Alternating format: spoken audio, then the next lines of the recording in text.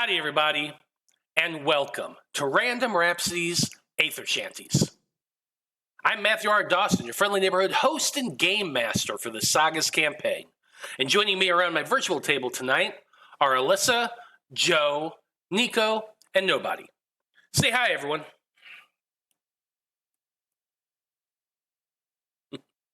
Aren't they great?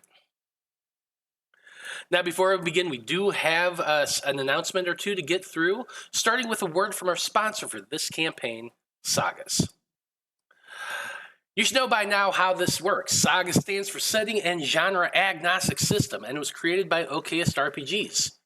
It's a universal rules-light TTRPG designed to help you tell your story in any world imaginable. You can choose from over 100 unique features to build your character or use guidelines for quickly making your own unique abilities. SAGAS promotes helping allies over helping yourself and encourages teamwork to succeed in challenges. Using the smooth and fast combat rules, you can describe epic team combos that you can use in combat to take down your foes. In any setting, SAGAS provides a smooth integration of rules to create a unique framework to help your adventures. The game uses a check-based roll-under resolution system, which is unique to most TTRPGs. Your character features can change the size of the dice you roll, and your allies can help by providing more dice, which improves your chances of getting the lowest possible number. There's a free 35-page SAGAS playtest available on DriveThruRPG, and the Kickstarter is now fully funded. You can check out the link in the chat and show descriptions. This week, we will not be playing Curse of Strahd on Wednesday. Unfortunately, or not really unfortunately, we were not going to be playing that week because one of our GMs on this network, Arco, it's his birthday. And so we're all of us who are local are taking him out for his birthday. We will be back on Thursday with another episode of Tyranny of Dragons. So make sure you tune in at 7 p.m. Central for that game. Now you can keep up to date on our schedule and everything we're doing here on the network by following us on Facebook as Random Rhapsody TV, on Twitter is @random_Rhapsody, on Blue Sky is Random Rhapsody, and on TikTok is Random Rhapsody_TV. And that's it. We're done with our announcements. So join us as we return to the multiverse around Loroupa and join the crew of the Wayfinder and their Æther-Shanties.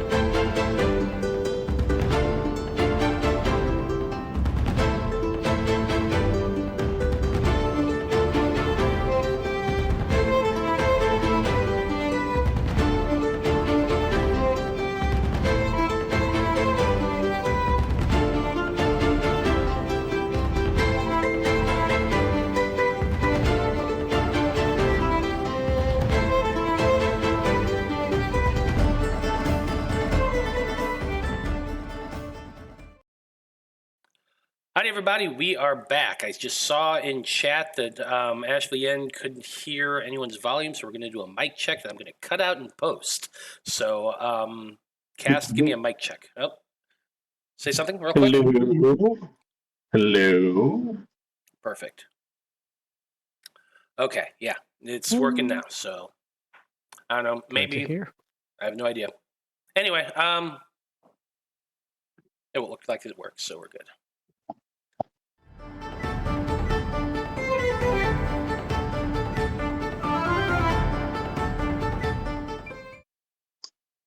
And we're back. Now, for this campaign, we are offering up the Random Rhapsody coin to whoever does the recap of our previous session. Which means that if I do the recap, I get the coin. And I like having the coin. Like, I got a taste for it a couple months ago. I had a lot of fun with it. Some people got shot in the back. I really want to have the coin again. But I made a commitment. I made a commitment at the beginning of this campaign that I would offer that damn thing up to whoever wanted to do it. So I have to be a man of my word and offer it up. Does anybody want to do the recap this week?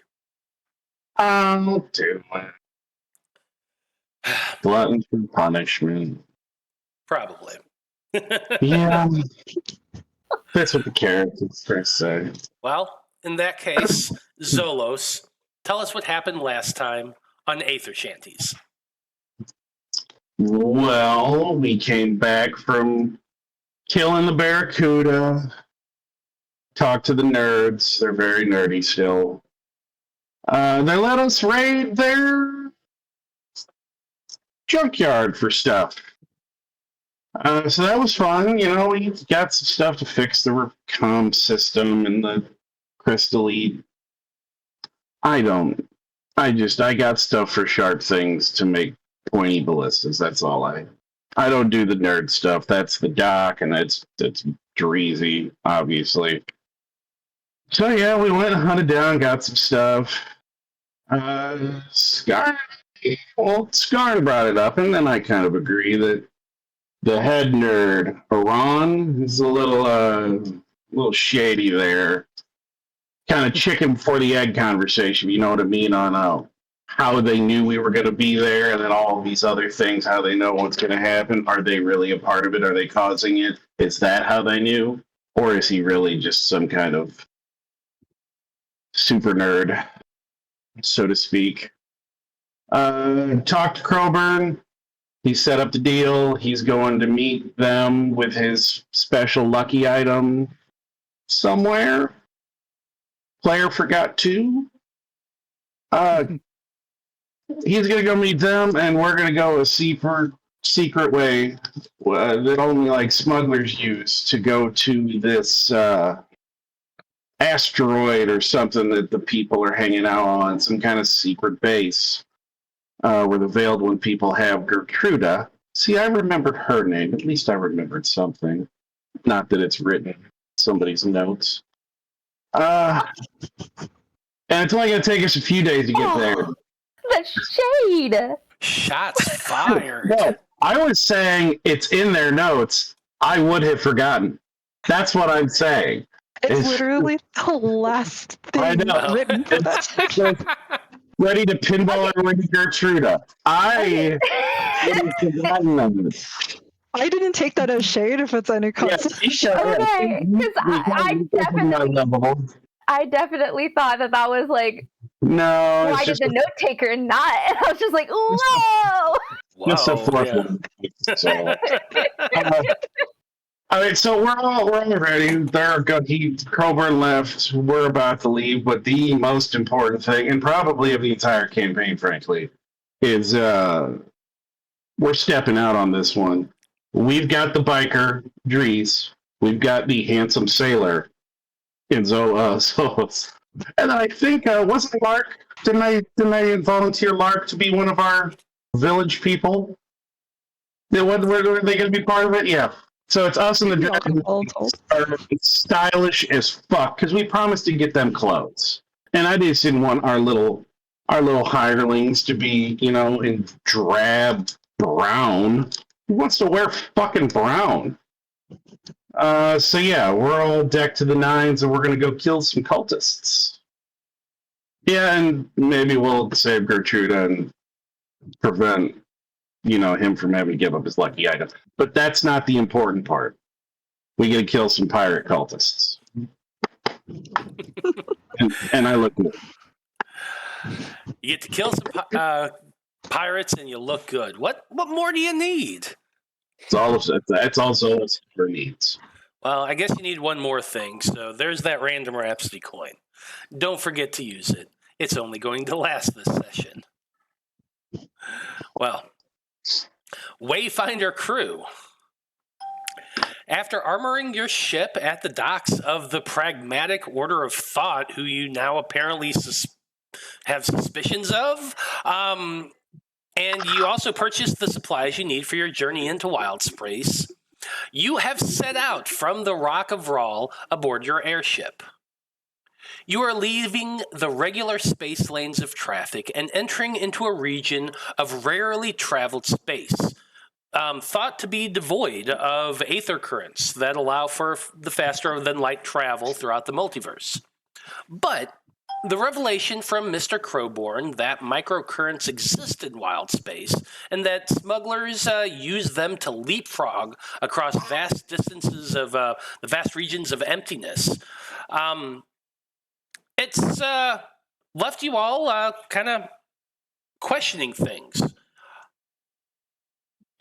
It is an extremely dangerous thing you're about to do. There's a lot of risk involved, but your crew has committed to attempting this route so you can rescue Mr. Crowborn's partner from the Cult of the Veiled One's piracy outpost that the Order had located for you. You have a 3-day journey ahead of you if everything goes well. And we're going to be getting to... you're going to be getting close to your first jump point in a matter of hours. So, with that in mind, Wayfinder crew, before you start your first piloting roles, is there anything your group would like to get accomplished first?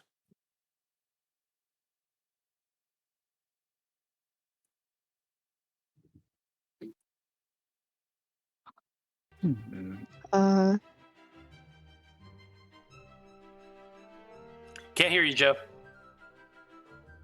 I realized I'd muted myself. We're fashion show, obviously. It's got to be the first thing we do.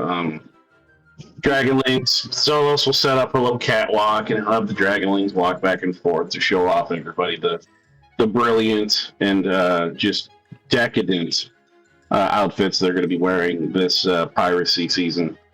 But I think while everybody's distracted, I think Zolos would pull Skarn aside and just be like, hey, I don't think we should tell anybody your suspicions about Iran just yet. No one? Well, if he really can see things before they happen, I think maybe more people knowing about it could screw things up. And if we change too much of what we might have done, just in case he is bad, I mean, the rest of them don't. Will that not make it dangerous for us? Well, I don't know, I guess, but I also don't want to... Oh, you don't want to lie to him? Is that what you're about to say? I mean, Well, it's not even that, I just, like... Came to the right we're person. operating under the assumption that we have an enemy. Shouldn't everybody know about that? I know, but... I mean, we can tell him if you want. I'll defer to you on this, because it was... I mean, you're the one that first brought it up, and it made sense to me. Like I said, I don't... What if by knowing this, they do something different that would change what he sees, and then what if he sees something different and fucks up the whole plan?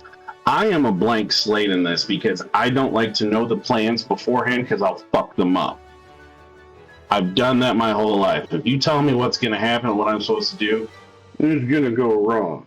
So I tend to just wing it. I don't know if you've noticed. Yeah. That's Spontaneity is pretty well kind so of far. my thing. So yeah, as long as really only one of us is going in with an idea of what they want to do differently, Well, maybe it'll... I don't know. We can tell them if you want to give them a warning, but... Not for nothing, but my whole premise is that I don't think he can actually see the future. I think he's lying about that. I know, but hey, all right. About how long in game has it been, Matt? Like maybe not even it's been what, 2 weeks? Since that what? we've been out here? Since we left Loroupa? No, you've been gone from Maybe. Loroupa for Like a month now? No, more than that. It's Oh, yeah. Almost. wow. It's almost been 3 months now. You're at Oh, about 2.5 months. Yeah.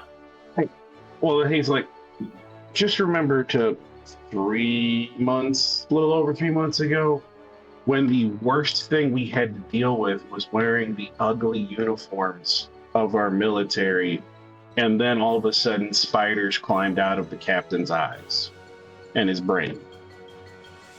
Things You are... think the uniforms are ugly? You don't? I mean, It's just what everybody wears. I don't know.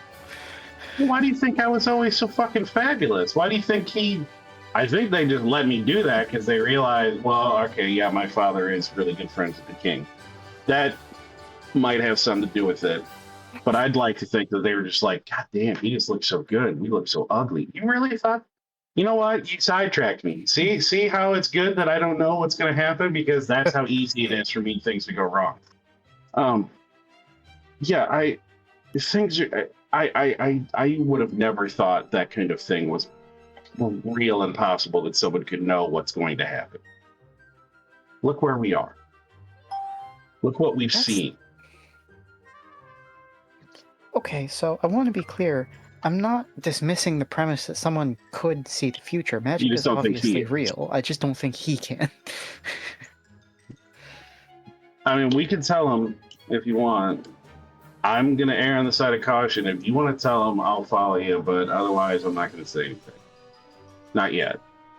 Not until we have Gertruda. I think it's in our best interests to do this, because our undertaking this mission is specifically against his wishes anyway. So if he can see everything, then he already knows we're doing something he doesn't want. He thinks we're headed, somewhere that's going to take us way too long to get there, as far as what we've told him. He doesn't know we're going to... He thinks that we're going to go the long way around. He doesn't know we know a shortcut. Or he does. Exactly. That's what I'm saying. It doesn't matter. If he does know everything, then we can say anything freely. All right. I just don't want to do anything that might end up... if he's not lying about his vision, we do get Gertruda back. But if he's lying about his vision to pull us into a trap and saying, hey, you get her back, I don't know what to think about this guy. I mean, he's a fucking nerd. I don't know how to read people like that. That's why I always dealt... I mean, I'm a rich kid that loved hanging out with pirates and sailors and stuff like that. I don't deal well with really people like the Doc in Boomy. All right, they're not my people. I mean, they're great. Don't get me wrong. I like them, but I don't do well with people like that. I mean, I'm sure he's lovely, but I gotta be honest. I grew up on a military base. It's really hard for me to deal with Boomy. Also, I'm used to people being rational and following orders.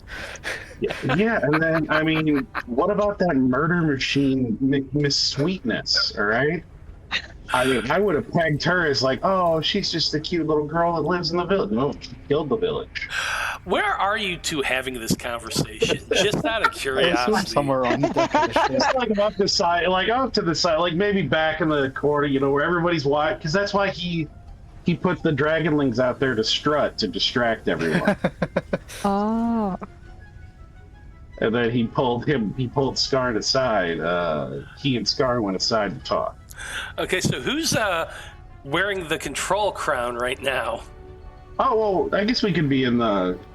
Well, I guess, are they about to do... Because you said before... Yeah, you got like a couple hours there, but you were flying, and Skarn's usually the one...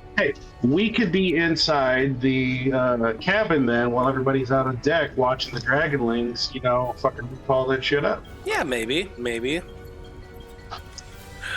I'm just curious, Or, maybe we've so- got an alternate battery and pilot going right now, so that we can swap in once we're ready for the hard and dangerous stuff. I don't know. You tell me. I'm just curious. Yeah, no, I mean, I didn't realize. I guess if they're in the thing, yeah, we would be in there talking while everybody watch, like we're not paying attention, and like the little tube is telling everyone what we're saying right now. Yeah. Tube all over the ship. That was going to be my question, was are they near enough to a tube that it's accidentally bleeding into the ship? So my question then, so Zolos is probably the one steering the ship right now, with Skarn in the command crown. So what are the rest of you two doing? I imagine Boomy's in the engineering room, but what are you two doing? Are they not? Are you guys watching the Dragonlings go to town, or are you guys?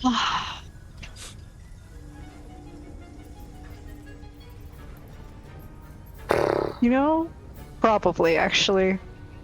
I think Doc is. Last session was a lot of bad rolls, so I think some good vibes from the village Dragonlings was very well needed, and I was here to support my fellow crewmates and all of your efforts into dressing the Dragonlings. I have no clue where you are. Okay. Sure. Starting to get a bit suspicious, but not that much.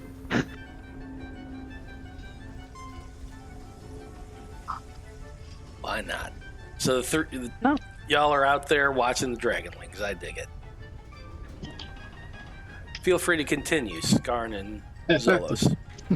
So, if you want to tell them, I mean, as soon as my little darlings are, done strutting their stuff, we can tell them. I think that would be for the best. Maybe I'm going the wrong way with this, but... You know what? Again, no matter what happens, I'm just going to do whatever anyway, so... Absolutely, yeah. I guess I just figure, if he does know everything, it doesn't matter whether we say anything or not. And if he doesn't, then it's better to know that we're up against an enemy, so... You're beginning to be one of those smart people that I might have troubles dealing with. You and I we've been cool this whole time. So it's like, hey, we're not that you're dumb like me, but that you don't talk like them, but you're starting to sound like them. Just gonna wag his finger a little bit. That magic book too many times. It's just like he goes, all right, I gotta go out and do my little turn on the catwalk, and then he would go out there and just fucking kill it and strut and stuff. And he's like, all right, back to work. Tell the Dragonlings. Yeah, I'm sure he would have an extra outfit so they don't get those messed up. But you know what? I like the idea of a little miniature village people working on the engine of the ship. So. Yeah. The three of them definitely go scurrying down into the engine room to assist Boomy. The rest of you make your way back into the command deck, where you set up and take your places.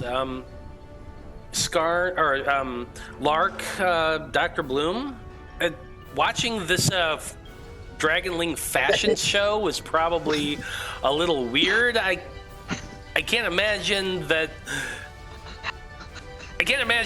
these individuals really know what the hell there is going on. Putting them up on a little bit of a raised dais to walk back and forth, they were probably extremely confused by this whole thing. But once they're told that they can go back to do their work, the three of them jump up, clap their hands, and just went scurrying down the stairs into the lower decks. Bertarelli, no, not really. More scurrying.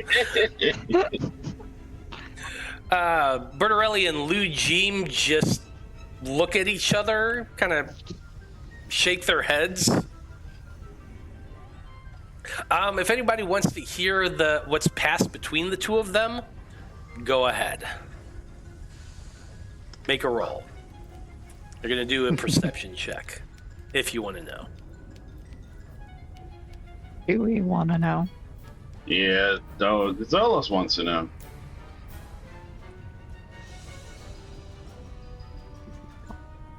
What am I rolling for? You are probably rolling for a 6. Ooh.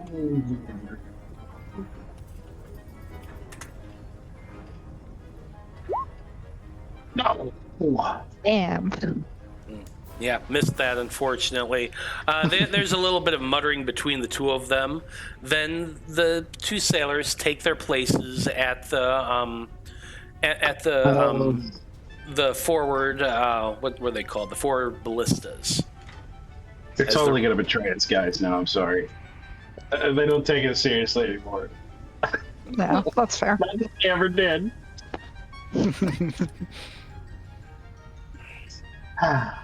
I guess once they walk off, so they'll be like, "Hey, we'll fill Boomy in later, but Skarn and I have been talking about something. We want you guys to be in on it." And he just very confidently walk his way to the cabin.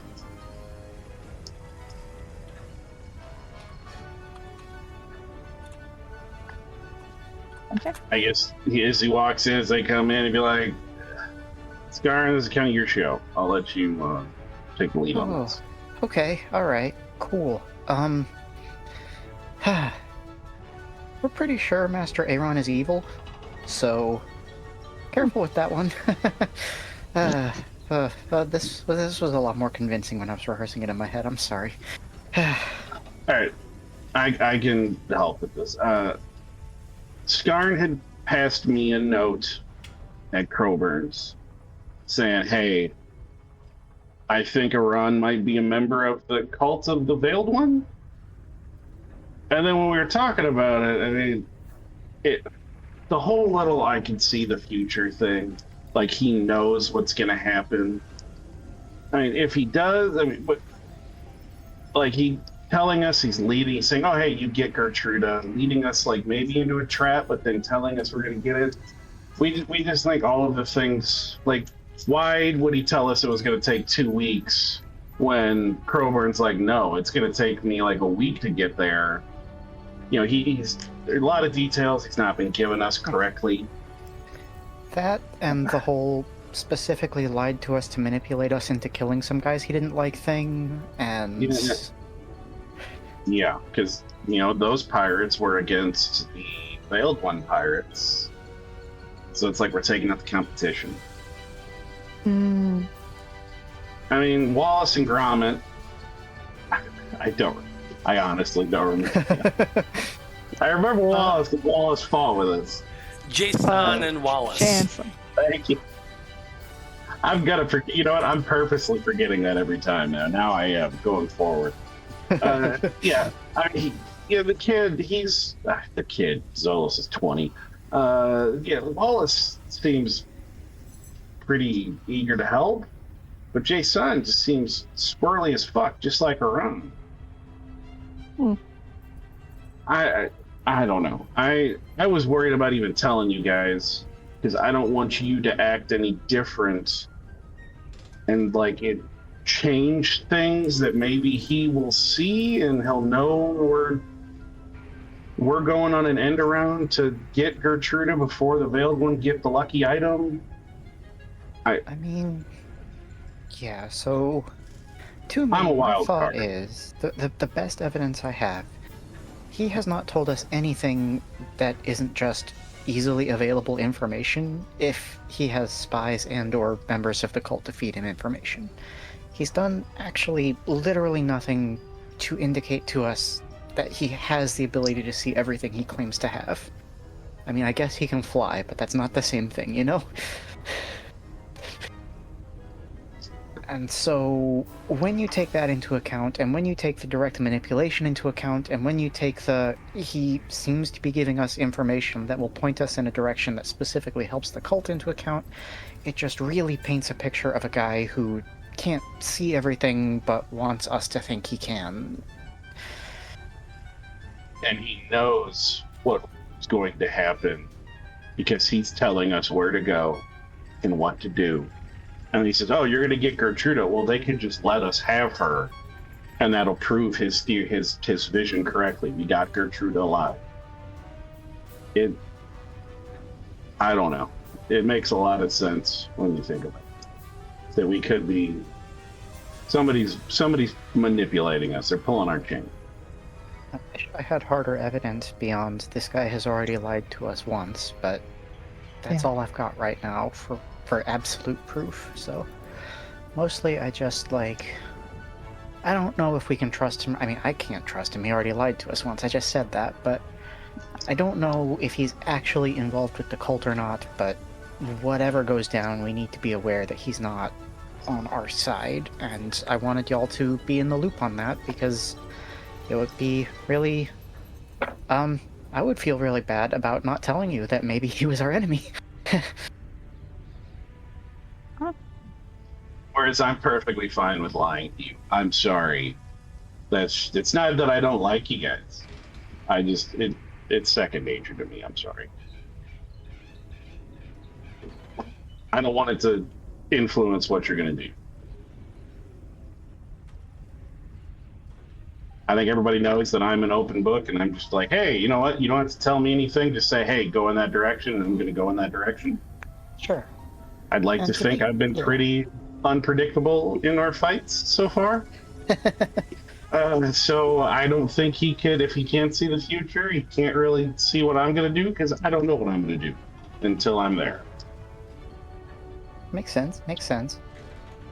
Yeah, I mean, I'm not trying to point you in a certain direction. I'm not saying we should break ties or anything. I just want you to know that I have these suspicions, and this is why.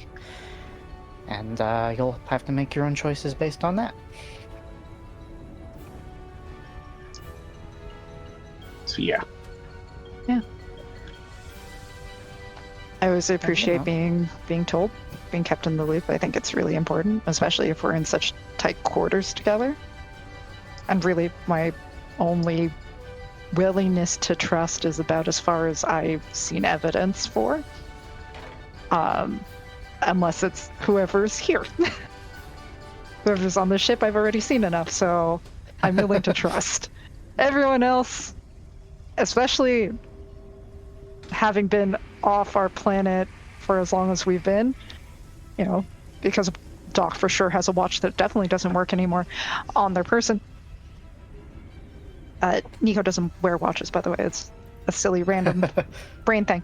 Anyways, yeah, I wouldn't trust anyone else. I hardly trusted them. We wanted their stuff. I support whatever makes y'all the happiest. Dreezy wanted in on that junkyard. I'm happy to go into the junkyard. Did I want to punch them in the face when they were so flippant about their marble walls? Yes. Did I not do it because we needed their shit? Also, yes. And also because I'm a bird and I have hollow bones. So I trust you and I appreciate being told. I'll keep that in mind with any interactions with Aaron, though I tend to keep people I don't trust really far away from me. Sorry, the other thing that made me really suspicious of him was that he told us there was no way we could get to Crowborn's partner before 2 weeks, and then it took us like half an hour to find a 3-day route, so... Yeah. Well, I think I remember that.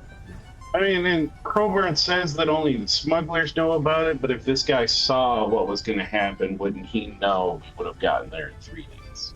That would be my assumption. If he was all-seeing, wouldn't he know all routes and know that there were microcurrents, Especially since this whole thing is specifically the goddess of transit and knowing how to get places. You would think so. So yeah. Sounds like so. I realized by me just going in kind of just all crazy and willing, I could be a liability. Is that a problem? Like, I just realized that I... You realize this now. I mean, Wait, is Zolos having a moment of personal growth and realization right now? Maybe.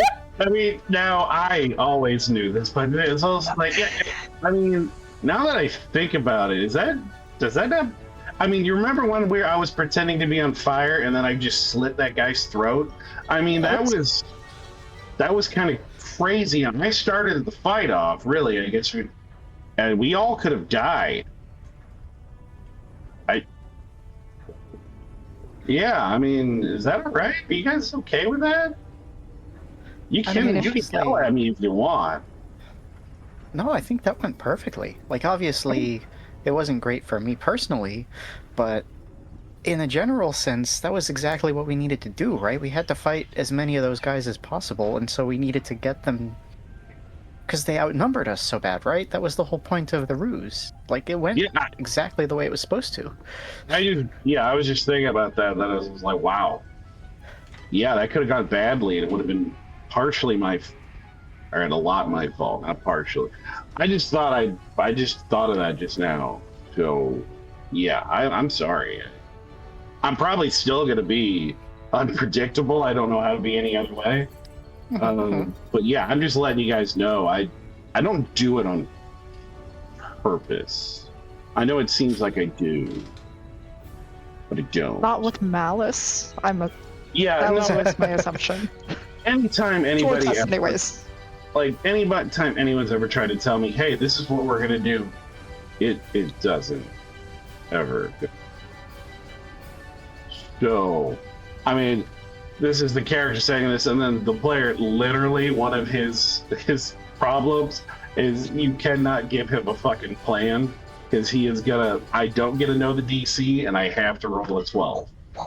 So, that's literally one of his struggles, is do not give him the plan, because he's gonna fuck it up.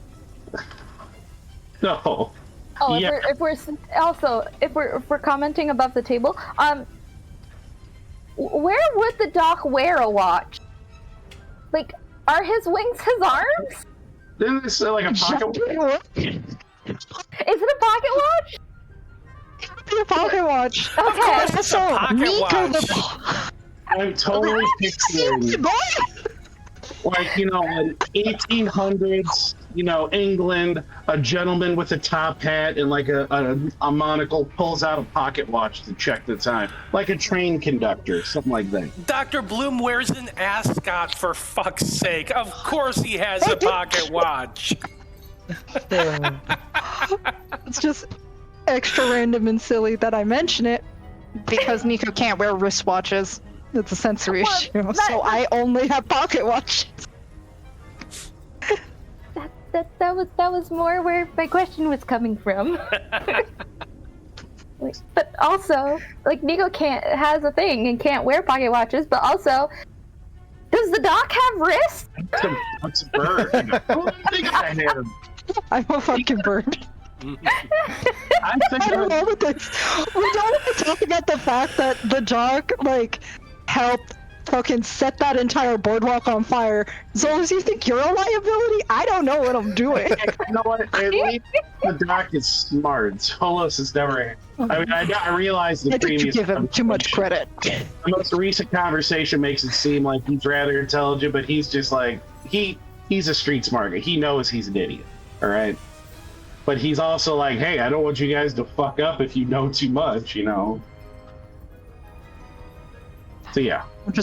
Which is fair, but as somebody who is the exact opposite, who is not street smart, guess who almost blew up part of Brawl to try to help It's like it was Inferno. You wouldn't have blown it all up. You just would scarred some of it. It's okay. Very generous. Yeah. Like my bird. Look, I think Doc's a bit of a loose cannon now that he doesn't have a college of doctors to, discipline him. Yeah, that college, historically, he doesn't not a have great oversight. job, it turns out. Yeah, oversight. That thing that definitely exists in-game and in real world. Anyways, thank you for telling us. It takes doctors across borders to a whole new level. Oh no! I thought it was Doctors Without Borders. Yeah, that's it. Doctors Without Borders. That's it. So yeah. But yeah, so that's what's going on, guys. Well, as you're finishing this discussion, You do notice, Lark, as you make your way back up to the helm of the ship, that you are coming close to the first microcurrent that your ship is able to detect. Mr. Crowborn explained it to you as basically what you're trying to do is, in a nutshell, you're using your ship to skip a stone across the pond. You're opening your sails at the right moment when the this microcurrent is in the right direction, and it shoots you across space. It's like basically, and from that point on, you're just coasting and trying to get to the next one. But opening your sails in this kind of wild current is very, very dangerous.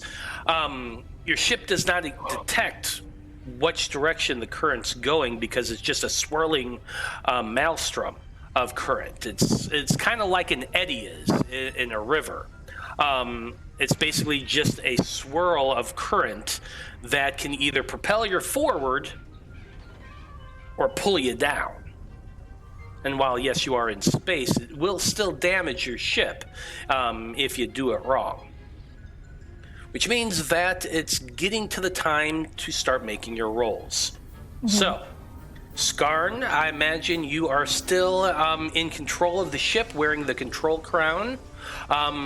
Lark, as the resident pilot, I assume you are going to be making these difficult maneuvers. I am certainly going to attempt it. Okay. As the ship draws close, you call down through the communication tubes to everybody batten down the hatches and be prepared because you're about to hit that current. Bertarelli and Lou Jeem hurry down to the lower deck and close the hatch. The four of you are in the hold, or in the cockpit command deck. We call it so many different things. All of you just kind of, the bridge, that's another good one. And Ashley N is redeeming an advantage, which is probably going to help you out here. Oh, thank you. So here's the deal. You're waiting for that perfect moment to open your sails to catch that current because you're trying to aim in a specific direction. Now, I'm going to show you here on the local space map. You're there on the Rock of Rahl. Mm-hmm. Down towards the lower left-hand side is that asteroid that you're trying to get to. I'm going to show everybody here on watching as well. So if you can see right here, there's the Rock of Rahl. That's where they're leaving. This is all Wyldspace. And they're trying to get to this cultist asteroid. It's a 3-day journey across Wyldspace using this technique, whereas normally it would take weeks upon weeks to get across there. So, Lark, It's time to make your first roll. Okay. You're aiming for a 2. Ay. Ooh. 2 is a perfect success. That means you are in the direction heading towards that asteroid.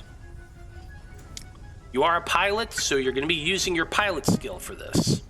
Well, okay, not stressful. Not stressful at all. Mm-hmm. Oh man, I can't look. How did I do it? Yay! Oh my god! The first roll that I'm doing this game, and you've already got me sweating, Matt. Yes. That is exactly what I was hoping for. Great, awesome. Well, you achieved it. Well, I absolutely, but so did you.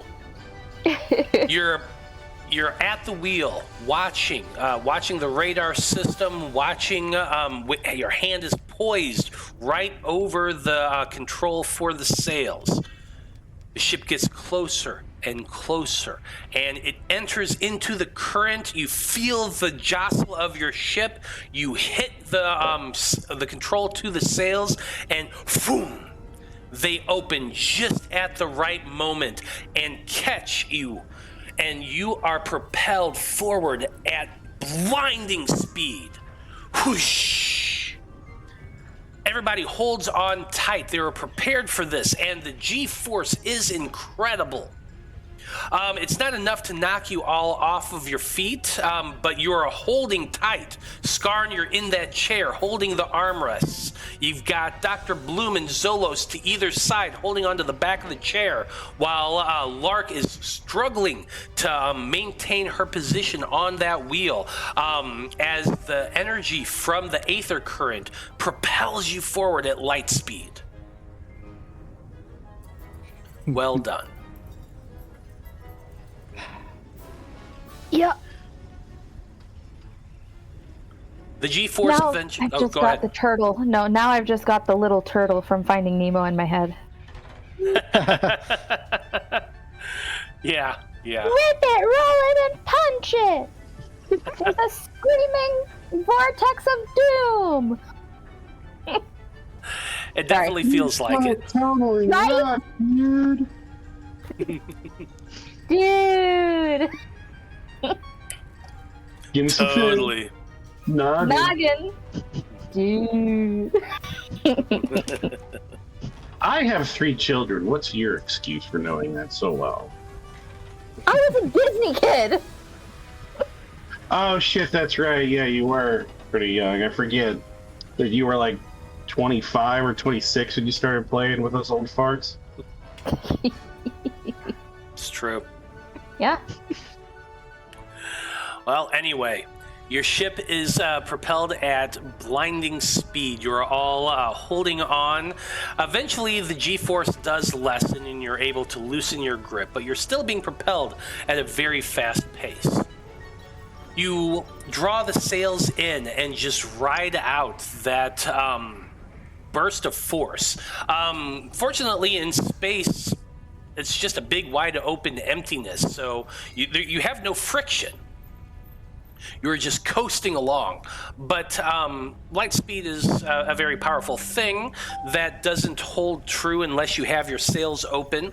And eventually you do start feeling the ship to decelerate. Slowly, but still. You're watching for the next current, and it does take a while. As I mentioned, this is a 3-day journey. So we're going to kind of fast forward through a lot of just kind of hanging out on the ship, because there's a lot of downtime in between. Now, during that time, I'm sure your group has a few things they need to accomplish, eating, sleeping, things of that nature, and you have time to confer before the next current comes along. But it happens relatively about every, between 4 and 8 hours. You're having to catch another current. So, unless anybody has anything specific they want to talk about, I'm just going to kind of skip through a lot of your day. Nope, I'm good. Then let's go ahead and make your second roll. Now, this roll is coming to you a little bit towards about halfway through the day. You're slowing a little bit more, and you're kind of concerned about whether or not you're going to make it to the next current. Now, Crowborn did show you how to detect these things and how to watch out for them. What I'm going to need for you to do is make a navigation check. Now, this does not necessarily have to be Lark if anybody else wants to make this roll. This is just you keeping an eye out for these for the next current you need. The DC for it is a 5. Skills that might assist you in watching would be visual things like perception in nature, any skills that allow you to use navigational equipment or navigating in general, any skills that give you knowledge in technology you could also use. If you have a pitch that you want to give me, go ahead and throw it out there. But otherwise, I'm going to need a roll, and you're aiming for a 5. How do we feel about the investigation skill? I mean, it's not perception exactly, but it is like tracking where something should be. Unfortunately, I feel like investigation is more of searching for things, more of like a small area. Like if you're searching for a pewter goblet, that would be an investigation check because you're looking through things. This is more you're looking for the correct circumstances on your radar. Like it's not you standing out on the bridge of the ship looking around. You're manipulating this actual piece of technology to find this.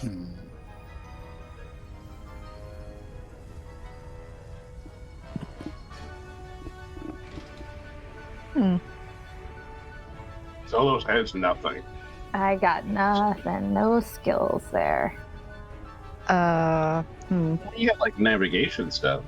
I don't have navigation stuff. I just got piloting stuff. I maxed out my pilot skill. Shit. I'm not going to be the one who kills everyone. Oh, don't say that, please. Don't say that. I mean, I have 2 potential things that might help. I can literally be a sidekick and support, but I'm trying to think exactly how I'm going to support somebody with their check. So that's 1. So that would give you, I believe it's an additional die for the sidekick feature. Like if you advantage? So you get advantage on the roll if somebody wants to do it. But I also have develop trait, and I can very sillily develop keener eyesight as a big honkin' owl for you're also my efforts to.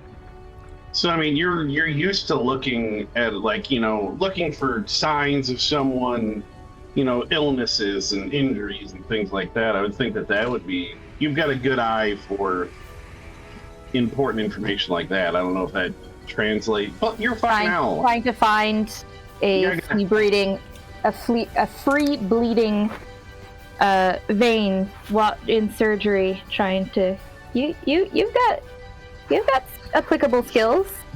I keep my poetry outside of our gameplay. That's quite a leap to make. A very beautiful poetic leap, but a leap. So I don't know. I'm torn because like I have those as options to help somebody. Like if somebody wanted to roll for Dreezy, because Dreezy has a lot of the tech aspects, or literally anyone. I can be a second set of eyes, or I can temporarily take the keen eyesight trait to do the navigation roll. That's up to you folks. What do you think? I think character-wise, Doc is more liable to be next to somebody to help them than to try to do it themselves. Can have you helping out Dreezy. Could do it that way. So I am happy to be Dreezy's sidekick. Hopefully a better mech assistant than I was when I was in the junkyard. So who would like to roll for Dreezy? Who is rolling for Dreezy for today? Yeah, I was just planning on leaving Dreezy in the engine room so we didn't have to mess with them too much. But if you want to use their roller, go for it. I don't care. Well, Skarn's magic. They've been learning magic with something like that. Be able to pertain to a check like this. I guess magic's more of a, seeing an imperceptible thing and pulling something out of it, maybe, or. Yeah, I mean, again, you're using a radar to look for the correct circumstances of these currents. So it's more of a tech thing than anything else. I mean, if Dr. Bloom was going to use their crazy, wicked owl eyesight and like stand on the edge of the deck and just look for them, then like that, I would have allowed that sort of roll. That would have been fine. But I think the liability of who's gonna make this navigation roll. I'd be Happy to rolling be with. I'll do it. I mean, somebody's got something better. That's all I'm saying. Yeah. So just so you're aware, and so everything's above board. What this navigation roll is going to do is going to affect your next piloting roll. If you succeed on this roll, your next piloting roll is going to go down in DC by 1. Okay.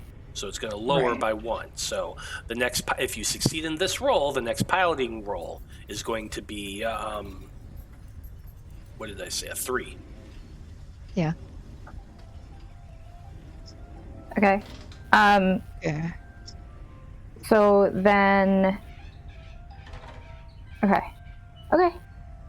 So Okay. who's going to be making the navigation check? Am I doing it? I'll take responsibility. Am I doing it? I'm busy. I'm busy piloting. I mean, if us. Okay. For the logistics use of it. So Skarn is in the chair, powering the ship. Lark is at the wheel, steering the ship, and then you have the two of us. If you're going to roll it, Zolos, I am happy to support you. Well, it's 2 dice. Oh yeah, I mean over 1. So, and I'm going for a 5. You're going for a 5. You're rolling a D10, and you're rolling for a 5. I'm looking with you, buddy. Yeah. Hey! Yeah? There We got you it? go. Hell yeah. Yeah. Oh. Hell yeah. So Zolos and Dr. Bloom are back at the navigation, at the radar, looking for those currents, watching for, well, basically it's kind of like looking for a pressure zone in the void of space. It's very weird, but it is able to be detected by your radar. And the two of you looking together, after a few moments, you call out to Lark, "Hey, I see one of those currents turn to these coordinates." Lark spins the wheel, orienting the ship towards that next current, and begins watching and waiting for that perfect moment for the sensors to go off and you can open your sails once again. Lark, you're going to be making a piloting check again. You're aiming for a 3. At your pleasure.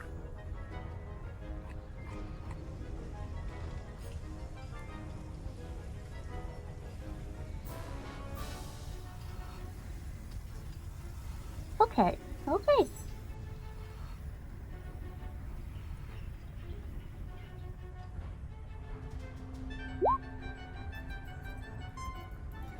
Hell yeah, let's go. Yay! Nice. Can you hear my heart beating through my mic? Because it's sitting like right here. No, I just could see your hands over your eyes. Yes. Very nice. That's another success. You're waiting for that perfect moment. You spin the wheel, the ship tilts a little bit, just into that perfect moment, and you hit the sails. They unfurl, boom, and you're shot forward once again. Well done. Ship travels on for many hours. Eventually, you are going to have to shift change, get some sleep. Everyone takes a turn getting a long rest. So go ahead and put down that you had a long rest. All right. I'm just gonna do the thing that's fair. Yep, Dr. Bloom, you have insomnia. I do.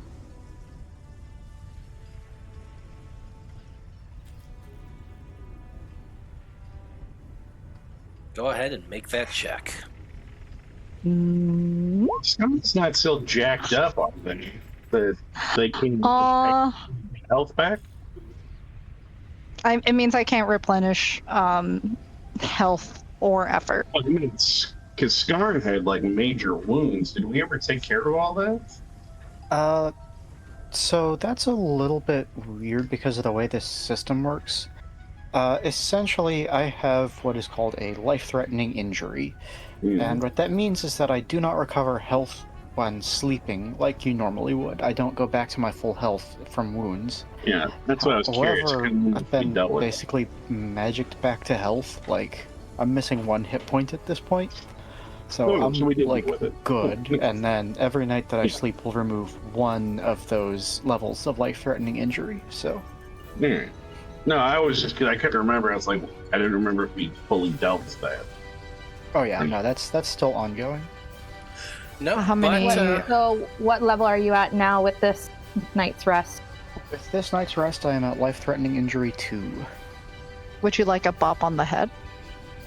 Honestly, yeah, I mean, I've got enough magic. I could just burn this out in a day, but I wasn't sure if that would be acceptable or not. That seemed a little like cheating.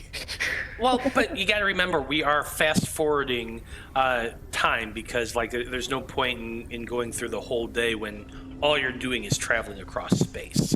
So you're getting a full rest, so it is going to drop him down. I have no issue with you doing that.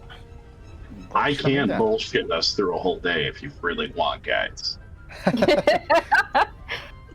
I absolutely can if we don't want to fast travel this. Well, then, yeah, I guess if I save those for the end of the day, once I don't need to spend effort to help, then yeah, that'll put me to 0 after this rest. Excellent. Okay. Okay. Well, with that in mind, it's time to get back to our rolls. I'm going to need another navigation check.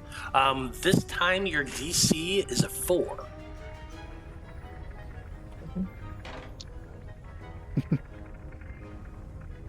Who wants to make the roll? I can do it again if we want. I will support. Teamwork makes the dream work.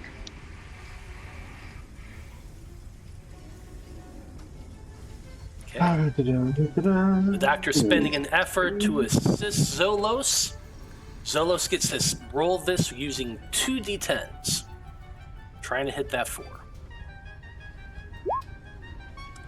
Oh, 4. Last time it was a 5. You said it would get easier. No, Yours your did. your roll got Oh, easier. mine. Oh, okay. burn my fucking thing. I have Okay. a feeling this is important. Burn in the random Rhapsody coin. You get to re-roll 1 dice.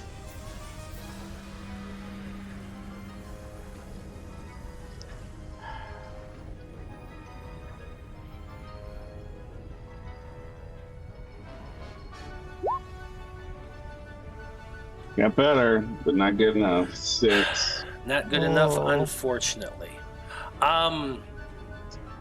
You're unable to detect the current. Lark, you're hoping for the best, but this is going to be a bit more challenging as you finally come up on the next current, which means that your DC has dropped back down to a 2.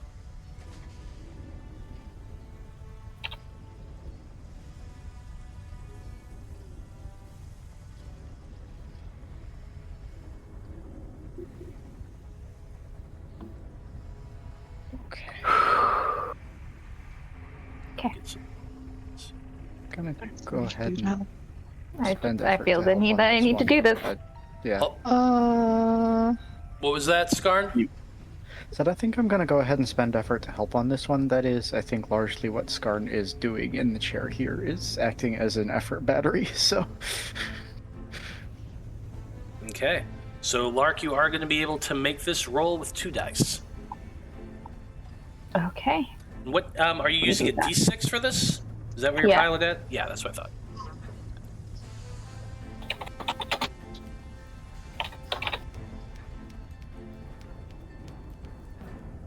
Two dice.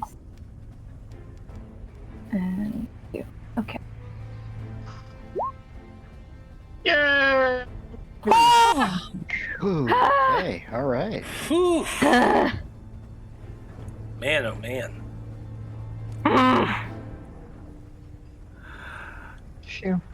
Yeah, Zolos and the doc reported that the current was on you right when you're damn near on top of it. You react with lightning speed, hitting the sails open, which unfurl, and boom! The ship is shot forward like a bullet out of a gun. That You're makes all- sense. I am known for my fast reflexes. Hell yeah. For sure. They're on my character sheet and everything. Yeah, and, you know, everybody's holding on as the ship jumps forward. Good thing, too. You would have not wanted to fail that roll. As you're shooting ahead, Tell You know- her that. one of you pop your head out of the cockpit and kind of take a look back, and there is a very large shadow of something obscuring the star lines behind you, that passes through the area you had opened the sails at, right at that moment that you shot past. You're not quite sure what it is. You can't really see it. You're just seeing the lack of stars in this one area, and it kind of moves almost serpentine before your ship just continues on flying forward, and you are unable to see it anymore. Yeah, that's great. That's not terrifying at all whatsoever. Thanks for that. Well. Ah! So. Yeah, I imagine. I don't know who. It would have probably been Zolos who stuck their head out, if it was anyone.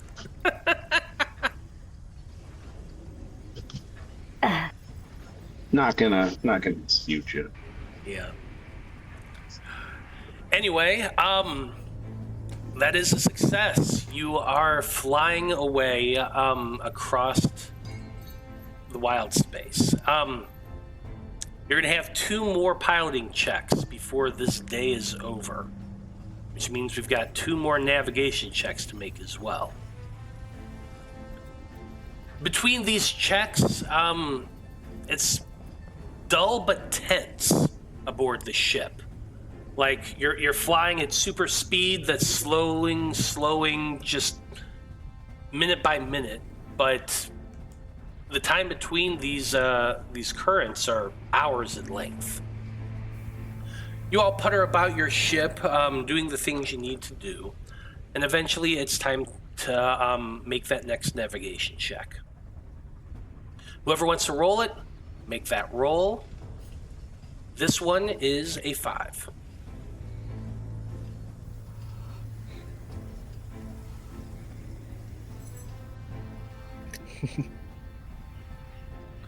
Ashley N has redeemed an advantage, by the way, that is currently floating. Wait, So in case thank I you for fuck that. up with my 2 dice, I have a 3rd potentially, or we leave that to. Doc, you're assisting this again?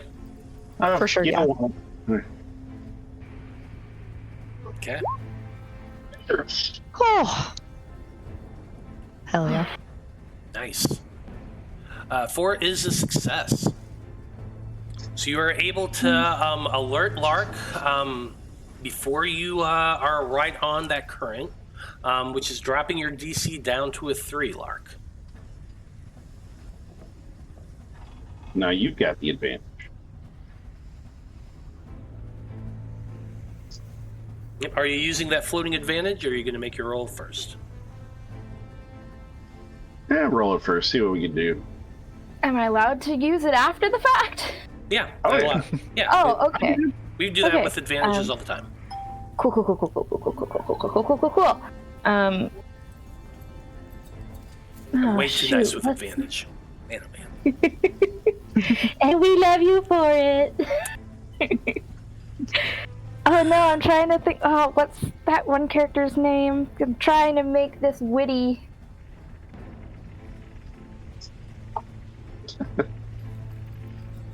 What is that character's name? Oh no. From what? My bullshit just flows out of me.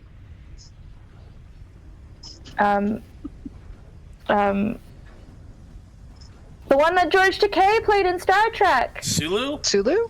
Sulu, thank you. Oh my. The best part about that is that had nothing to do with his Star Trek stuff. That No. came from when he was Yeah. with Howard Stern. Yes. And it's just And then he just rolled with it forevermore. Like, oh, Mhm. what a gem. Okay. yeah, go ahead and use it. Yeah, you're gonna yeah, I want want to to use use that. that. Use it, definitely use it. Please.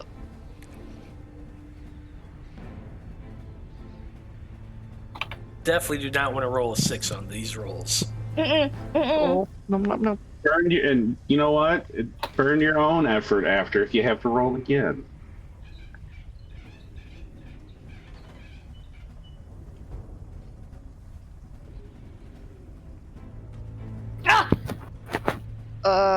You can have mine? I don't know how to help. Zolos, would, like, I guess if they see the Aether current, Zolos will be like, come on, short round, let's go! So you're expending 2 efforts, Zolos? Yeah, he'll burn some effort. We're very loose with this whole thing. The I feel like this is point- going to be your last chance. This is your last Yeah, chance. no, that's fair. Oh my god! Oh my god! Hmm. Give me a second. Okay. Wow. By the skin of your teeth, Lark, you managed to catch the current at the right possible moment. You barely missed it, and you would have sent you spiraling towards an asteroid that's way too close to that current for your liking. But you hit the current and you shoot off into light speed once again. Well done. These moments of your days are nerve-wracking. You are going from long stretches of just tedium, of just flying through space, to, oh shit, we gotta focus. So there is a lot of up and down going on throughout the day. It's getting to the end of the evening. Evening is a kind of a relative term. Most of you all are starting to get tired once again. It's been a long day of just white knuckling and all that, so you're all worn down. You're all tired. But there's another current that's you're getting close to it. You need to hit this one before you all go to bed, which means you're all sitting kind of tired. The DC to find the next current is a 4. Okay. I am clenched so tight. Okay. Yeah, open Okay. again. Yeah, of course. I'm running out of witty things to write. Well, right now we're doing a navigation check.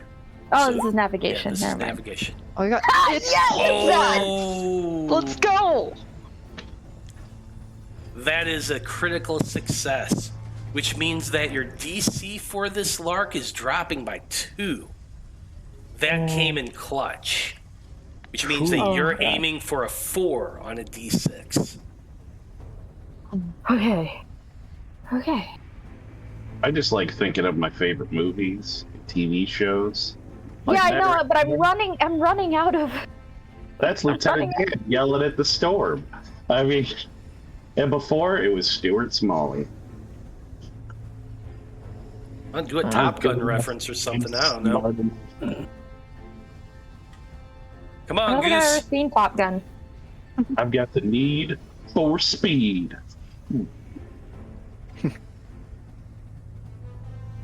It's in Great Balls of Fire. They sing.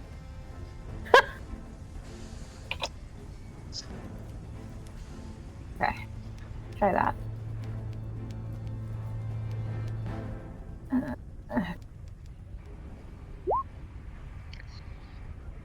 Oh! Ooh. That's another critical success. Well Incredible. done. You are so on point right now. Like, your eyes are red and bloodshot from just being the strain of the day. Your knuckles are white on the handle of the steering wheel. You are watching, waiting for that perfect moment. Zolos and Dr. Bloom call out, "We see it, it's coming up." You're waiting and waiting, and boom! The sails unfurl and propel you forward. Whoosh! Flying into the night once again. That is another success and the end of your day. Well done. And I think that's actually a perfect time to pause and go on break, since this is 8:30. 2 days of travel down. 1 more to go. The most dangerous length of your journey is about to come up. Great. Oh yes. Because the big part of missing Sky, that wasn't terrifying, or the freaking big chunk of rock that I could have just, exploded us all by hitting it. No, that's not the most dangerous. No, it's to come. Great, awesome. Is anybody else sweating? Well, you got 10 minutes to get yourself prepared for your next leg of the journey. So we will be back pretty soon, folks.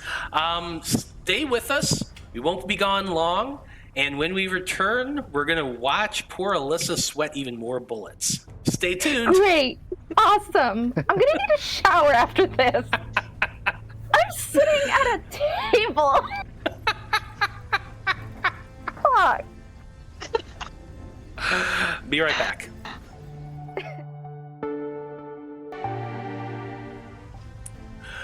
Howdy, everybody. We are back. And when we last left off, our heroes has successfully made it through another day of basically puddle jumping across Wyldspace. It is definitely an interesting thing that they're doing. It's cutting down a lot of time, and it's getting them away from a lot of the natural dangers that are in Wyldspace by having them in these micro-ether currents. The danger's still there, though, and you never know where you might pop out of if you're not able to hit these currents just right. But fortunately, you have another dozen or so hours until your next current, which is allowing you to get another night's rest, which is going to fill up your effort once again, so that's probably going to help you. Eventually, shift change is again. We have Lark and Skarn in the cockpit. We've got Dr. Bloom and Zolos watching the radar for the next current, as it is getting time for it to approach. So, Dr. Bloom and Zolos, the navigation check you're going to be making is a 5. Beauty. Definitely helping, because I got to sleep. Yay! So I have effort. Nice. Also, Ashley N is redeeming an advantage.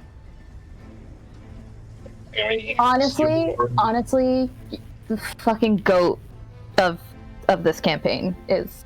Yes. I put your name in the notes every time. Yeah. Every time you have advantage with little hearts in it. So thank you. I suppose we'll try the method of effort points for this and save the advantage for a lark. So You said a 5 is what I'm going for? You're going for that 5.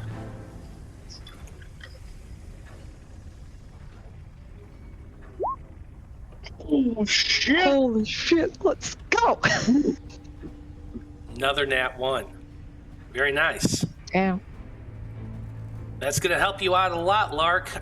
Your first roll of this day is going to be a 4. Okay. Let's see if you can hit it. Okay.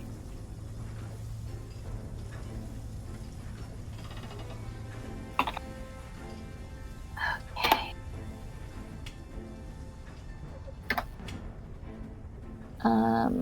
Do.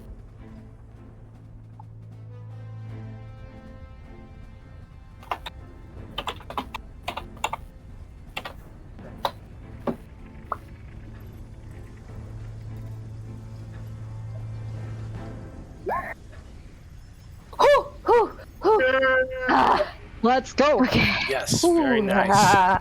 2 is a success, and you hit your sails open just at the right moment. The sails catch the ether current. Boom! You're off once again. Whew. Advantage is still out there, too, so. Advantage is still floating. Oh boy. That's good. Because you know what? We got 4 more sets of rolls to get through tonight. Ah! So many. Mm-hmm. Okay. It's fine. 2 for you, 2 for me. We'll get through this. Man, oh man. You know, it's a shame you don't get to see everything that is in Wyldspace. Your ship is far too fast, and hitting that slipstream keeps you on a. It's weird. It's like there's the normal universe, and then inside that inside the slipstream, you are just kind of on a dimension above it, riding this current, flying through space. Below there, who knows what you're missing. But every so often, you see shadows in space, just small obscurances of the distant light of the stars. And it's difficult to not have your mind wander and just think about what sort of horrors exist in Wyldspace. After several hours, your speed is decelerating, and another current is coming up. Let's make that next navigation check. Dr. Bloom and Zolos. Gotcha, Zolos.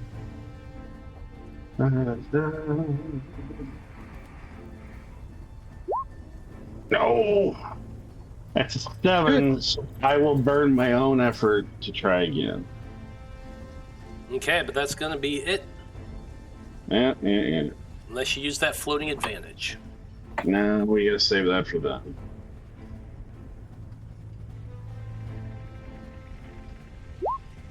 Oh.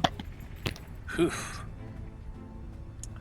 The two of you are looking so very carefully across that radar.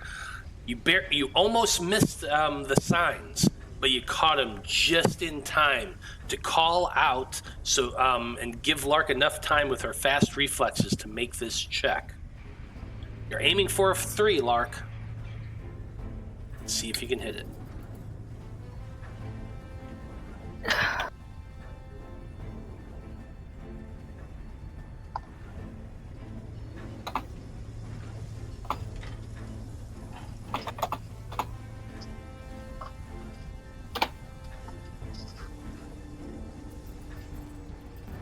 Okay.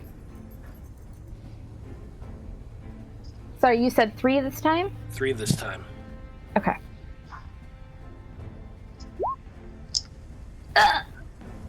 Oh. You I got wanna- that? Yeah, That's why I have it. let's try that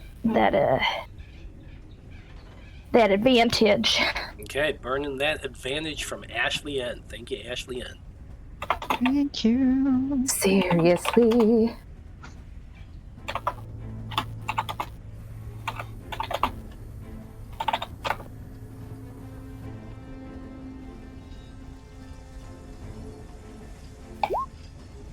Oh my god!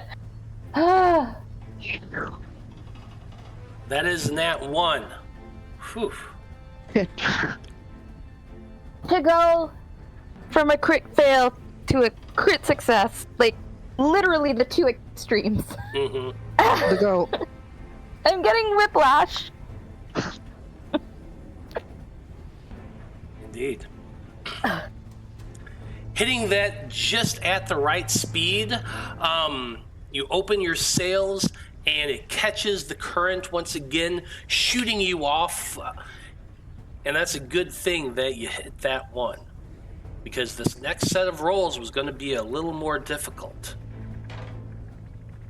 But because you hit that so well, Zolos and Dr. Bloom's next roll, your DC is going to be the same. You're aiming for that 5.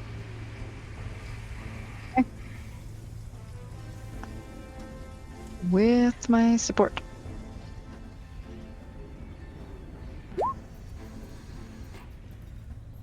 No. What the fuck? And I'll try one more time. That's gonna be it. Okay, burning your effort.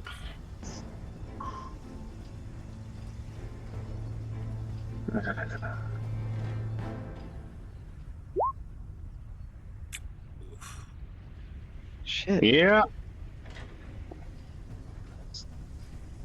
Lark, I think Skarn needs to help them on this one.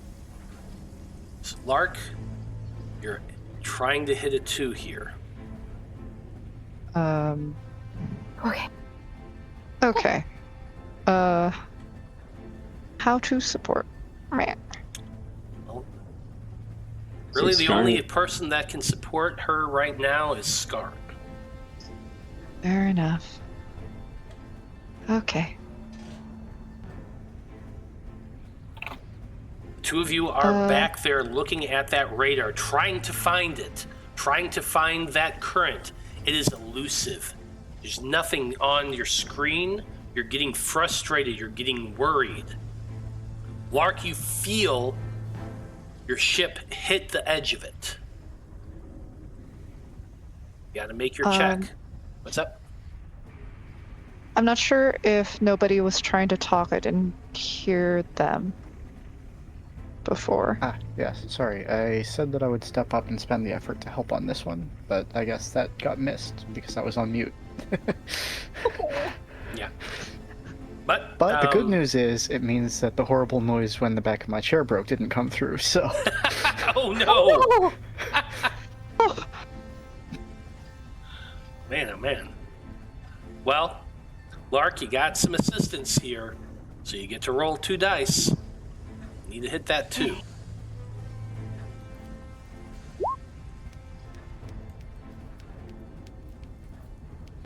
That's a nat 1. Holy shit. Holy shit. thank you. Holy shit. Are Huh. we done now? Did we get there? Boom! Oh. The ship lurches forward again, jostling everybody. You're in the stream once more, rocketing off at light speed. But eventually you do have to let those sails down again and just coast. And every so often on the radar, you see something zip by. You're beginning to have to call out as very large asteroids, the edge of a belt, passes you by. Fortunately, your radar is detecting them. So far, it's not really affecting a whole lot. Lark is having to maneuver just basically go side to side, almost like, remember in Sonic 2, the tubes to get the Chaos Emeralds, and you're just having to go back and forth on the wall? It's kind of like that a little bit. You're just moving by, trying to dodge these asteroids. You're entering a very large field of asteroids. We're talking Empire Strikes Back style. You're trying to get through this at a very rapid pace. And you're using that current to your advantage. You got one more set of rolls here.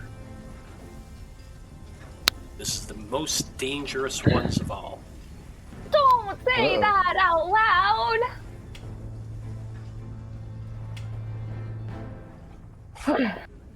It's fine. So here's the deal. Zolos and Dr. Bloom.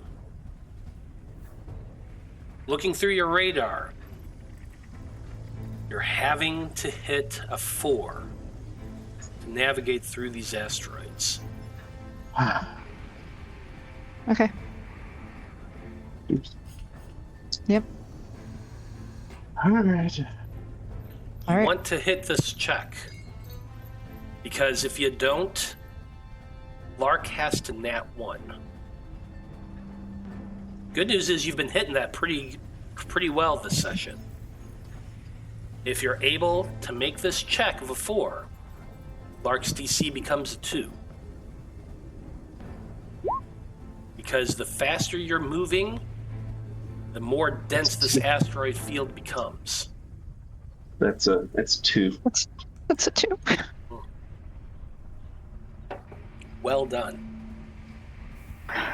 Not only are you looking for the next and final current, but you're having to call out very fast navigational changes to miss these asteroids as they whiz by you. You're baffled by the size of this asteroid belt. It is ginormous. And the next few hours of flying through them is extremely intense.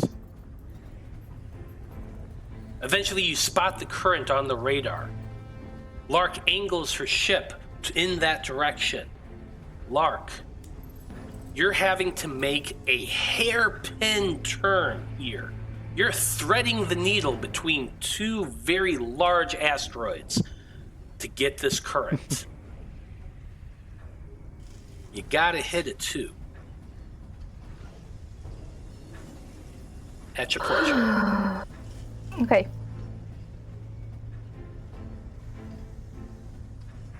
Ed, this is the last one.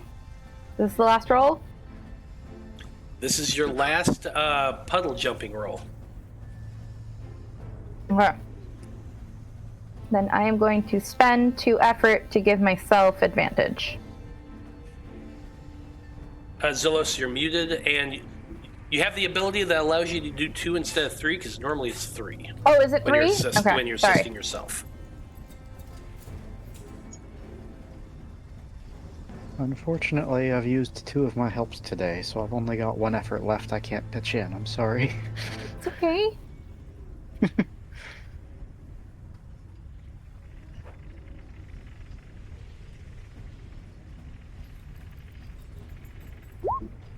Click it.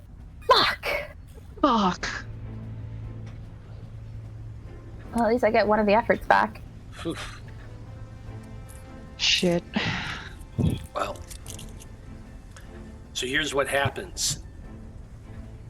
You are aiming towards that current. These 2 asteroids are moving slowly towards one another. You make this hairpin turn, diving towards them, trying to hit that slipstream. But you unfurl your sails too late. It hits the edge of it. Your ship begins to spin, corkscrewing, flying off course. It flies, your ship bounces, I'm going to need you to make another piloting check. Your ship is basically corkscrewing around as it heads towards this asteroid. This thing is huge. It's about the third of the size of the Loroupan moon. And the nose of your ship is pointing directly at it. You're flying at high speed. If you don't dodge this, your ship's going to be a smear on the asteroid. You need to roll a 4 here.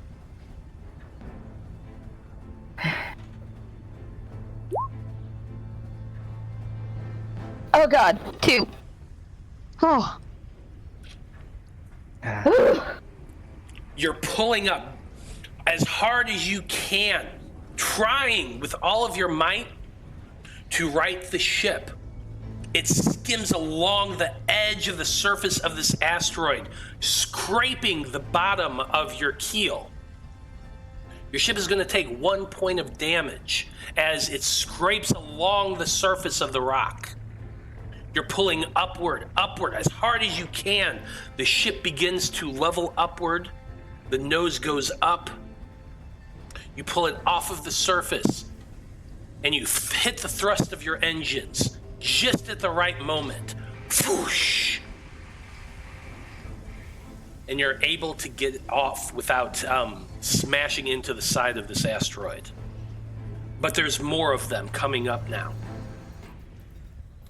You're in a field where the gaps are, well, comparatively to your ship, not very much bigger. You're going to have to make very, very calculated adjustments to get around this and turn around to try to re-hit that stream. I'm going to need another piloting check from you as another asteroid comes in very, very close.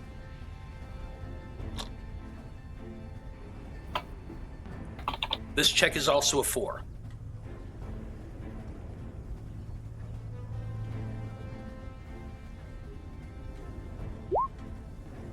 Oh my god.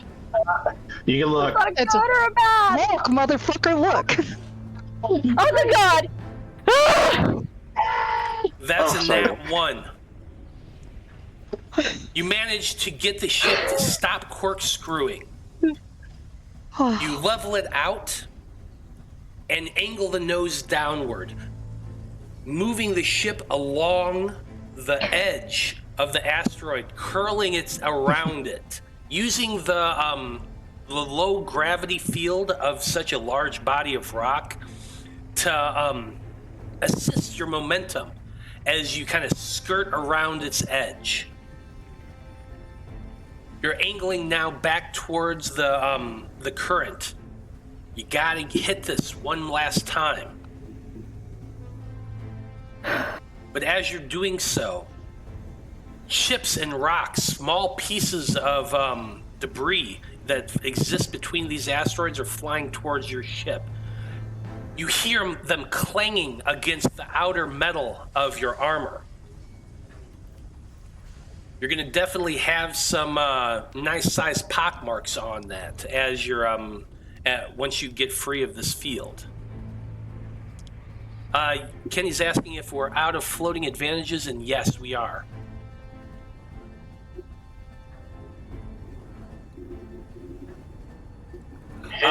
Hint, we need one. Lark,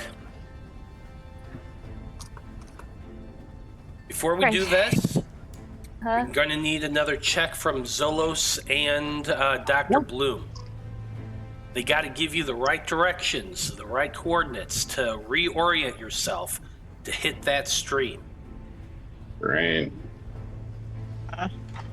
Well, you got my assist. It's my last one, though. You need to hit a 4.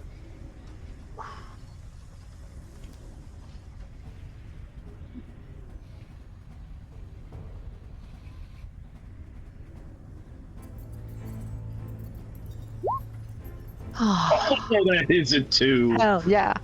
Oh yeah. Whew.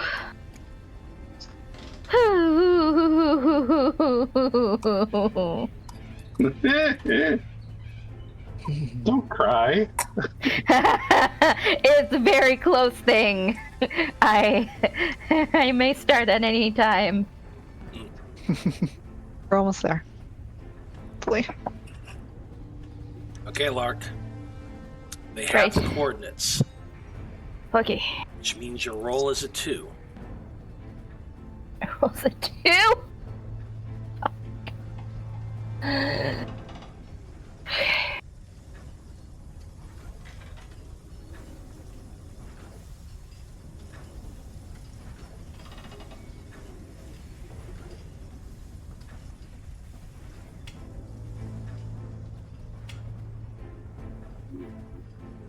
Make your check. I know, Samwise. It's very stressful. No. I don't know if you heard him meow, but he just decided to scream at me. Oh. That's adorable. Okay. Ah! 2! Holy shit. Let's go. Please let this be my last roll. I can't take it anymore. I can't. I'm done. Very nice. Very nice.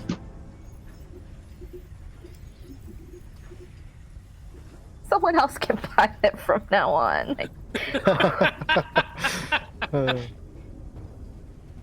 You made yourself invaluable in that resource, and so I'm sorry. It's all you. Remember when Blood had to break into everything? That was my burden. This is your burden. You're good at it too, so don't worry about it. I know, but I feel like breaking into something, there's a little bit less pressure than, possibly killing your entire team. Well, not when he had you and Liam and Talion scream at everything every 5 seconds. I think this is right on par. Oh yeah. Okay. I mean, remember Great. this. Remember the stress of the vault break-in.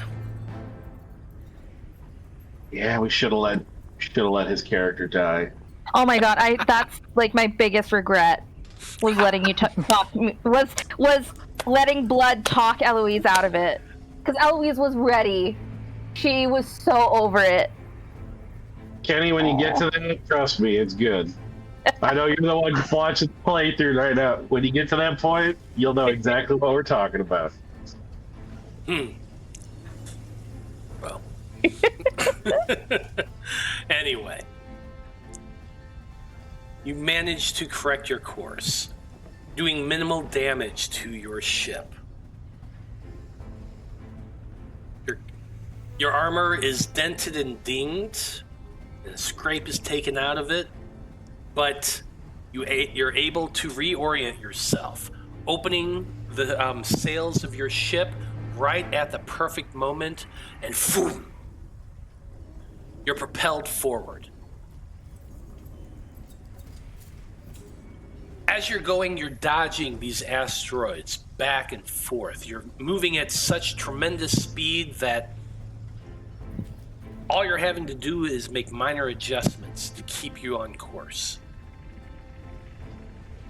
This current lasts for another 6 hours. And as you're slowing down, according to your navigation, you are getting very close to the location that the Pragmatic Order of Thought told you would be the location of the Cult of the Veiled One.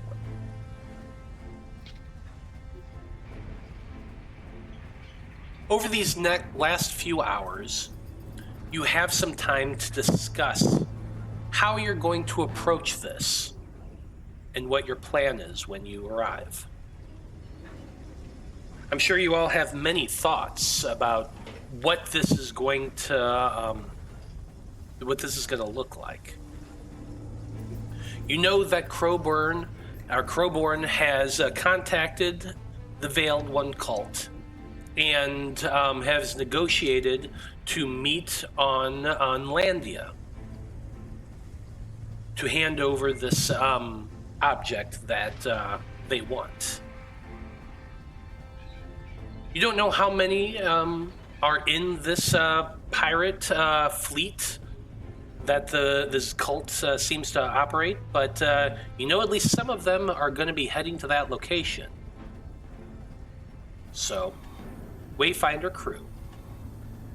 As Lark is making this last leg of the journey, you all have time to discuss how you're going to do this. I imagine you're all standing in the command deck right now. Lark is holding on to that wheel for dear life. Skarn's probably white-knuckling the sides of the armrests on the chair, the command chair. The rest of you are looking tense as the starfield just flies by you. So, how do you plan to deal with this now that you're going to be arriving there in a matter of hours?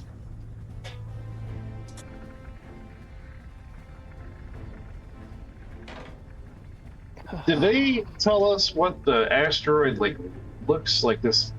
What it looks like the breakdown of it? Or he just said, "Hey, they've got a secret base there"? No, he never gave you any real detailed description of the place. You had a location. You know it's an asteroid, but that's really about it. Should ask Crowborn. Crowborn probably knows. He knows all the scummy people. But I didn't think about it until right this second, so... Yep. Yeah. At this moment, with all mostly positive checks, Zolos is arrogantly confident, as he always is. So he's just like, guys, it's gonna be fucking fine, all right? We're doing great. He's just like, and he walks over, he goes, it's all right. He pats Lark on the back, white knuckling it on the wheel, and he's just like, hey, let's just chill, relax. Might lead some people in some breathing exercises if they need to chill out and get that Zen mentality like he's got, Yeah, maybe when Lark was in the water, they were freaking the fuck out. He was able to just chill her out and just really kind of center her. He'd be like, hey, we're gonna be fine. You did awesome. You were great. We're gonna be awesome when we get there. It's gonna be a piece of cake. You just, black out and go murder everybody, and we'll get in and we'll get Crowborn plating. Sound good? Try to get down on Lark's level. Is that gonna be all right? You gonna our little murder machine? Need to get there first, not murder everyone on the boat. Hey, you've been doing great. I got confidence. I believe in you. That makes one of us.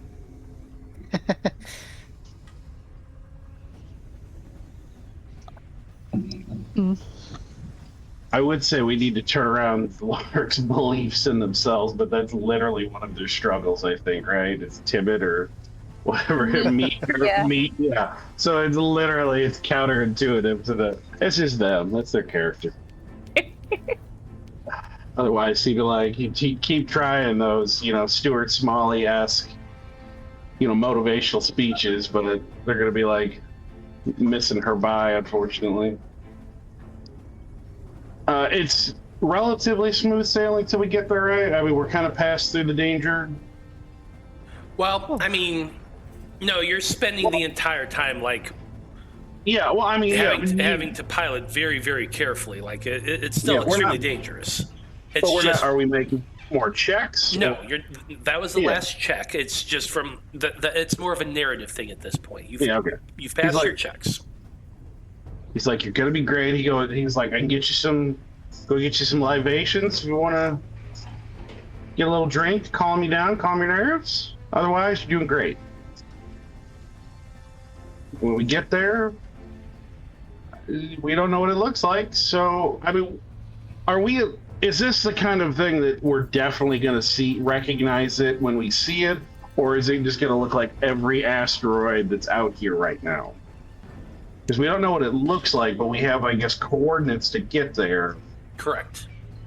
So at least, you know, I mean, is it going to be like, hey, that's no moon, that's a space station kind of thing? I mean, if you want me to fast forward to you getting there, I'll tell you. All right, Alan Guinness, calm down here. Yeah, I mean, like I said, Zolos is just confident. He's probably kind of bouncing around. You know, this is just him, and the fact that he made so many good made some good saves, that did not help things. So he's sickeningly positive at the moment, and so he's not going to be much help in terms of really planning anything else. He's on cloud 9 right now. Yeah.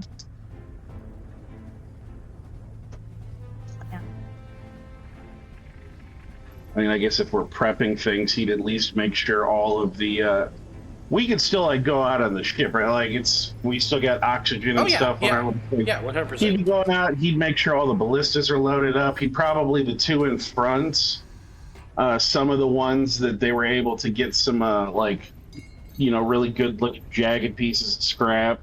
He'd make sure those are loaded, like those ballistas, the ones that can maybe tear through. That we tore through someone's sails once. He would have those loaded in front. You know, he's gonna make sure everything's prepped if they have to make an attack run. Because I mean, he doesn't have anything else to do in the cockpit. He's got manic energy. He's got to work it up. Mm-hmm. It's fair. Dr. Bloom, Skarn, what are your thoughts on this mission you have in front of you? Not good. I don't know, I just, for some reason I thought we'd just be able to go in here and do the thing, but now that we're getting closer, I'm realizing that we don't know how many of them there are, and we don't know how big a fight this is going to be, and I mean, we're probably going to have to land and board the enemy vessel if we want to get Crowborn's partner back, and so I mean, I guess we need to get in there. I don't know if we can pretend to be pirates. Oh, there's a lot of steps we skipped. Uh-oh. I mean, unless we come across other pirates that have seen our ship, we are fairly new to the Aether space, to the rock, I guess we've been around, but maybe they won't recognize that we are, coming to kill them. Were there any markings on their ship, that were distinctive? Did they have a flag that had a picture of Vale holding his little staff on it or something like that? Or... So, I did mention at one point that the Order of Thought had captured a Veiled One's ship and had brought it into the dock.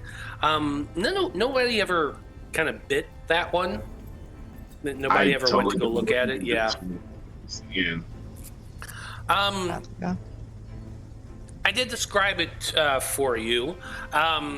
So I think I'm going to allow one person to make a investigation check to see if they can remember what they saw in passing. The DC for that is going to be a 4. Multiple people have that skill, Zolos does not. I have it. Does anybody else? Mm-hmm. But yep. I only roll an 8. At the same level you are, so. Yeah, same. But yeah. I'll help whoever is rolling for it. Wait, all of you have investigation? I think even apparently, yeah. No, Boomy doesn't. I thought maybe Boomy did. I was like, it's actually pretty appropriate that the only one that doesn't is Zolos. Mine literally combat and sweet talking people. That's all Zolos is good for. He's a beautiful idiot. That's what he is.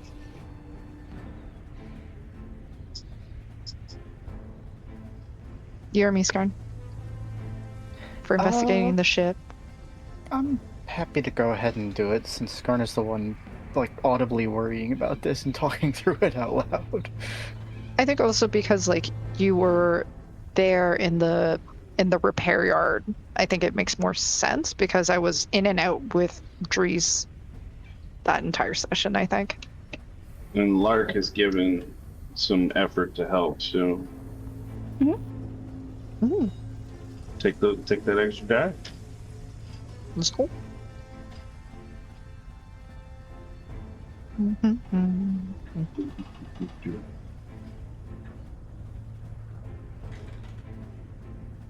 God, I made a little Einstein's joke earlier, and that shit has been in my head the entire time since. Alright, sorry, and we were looking for a 4 on that? 4. Okay. Afraid not. Boo. Because I spelled vexillology wrong, I know this. You know what? You could have fooled me. That just means you gotta do it again if you spelled it wrong. Yeah, them's the rules, right? Yeah. If only it worked that way. But Skarn, this is what you can remember, which isn't much, is that the ship was like, it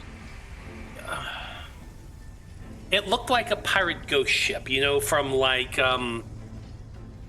Pirates of the Caribbean or something.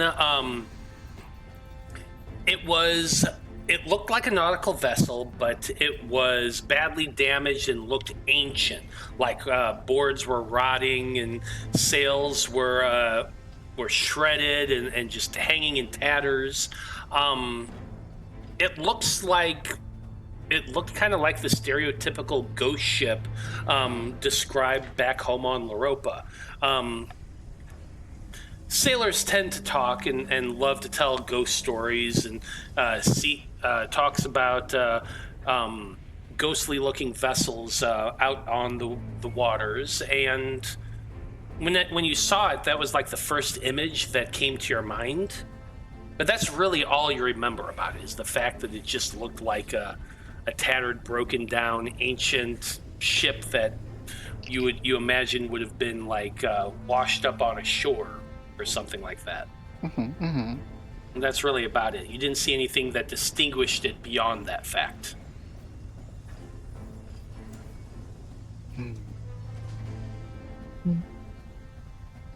Long shot. Does anybody know Morse code?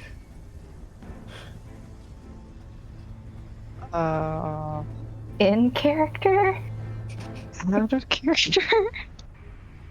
Or I guess probably there wasn't a Samuel Morse in Loroupa, so whoever invented this instead, I don't... I would love it to be a thing, but on Loroupa, what means of transmitting said message would there have been? Don't know if there's really a radio band that Matt never told us about we could be using. No, not really. This is most of Loroupa is pre-industrial. Well, sure, but... Maybe out here there could be. Yeah, I mean, is there something out here in the multiverse? Probably, but did you all learn it? Absolutely not. Shit. I mean, Airvest is on the ship, though. We could ask her. You know, fair point. All right. Why didn't we just now think of him? Because he's hiding in the bowels of the ship. Because he's an old man. Yes. Oh yeah, he's been around aboard the ship, but he's definitely stayed below decks in his own little cabin, just kind of keeping away from everybody during this time.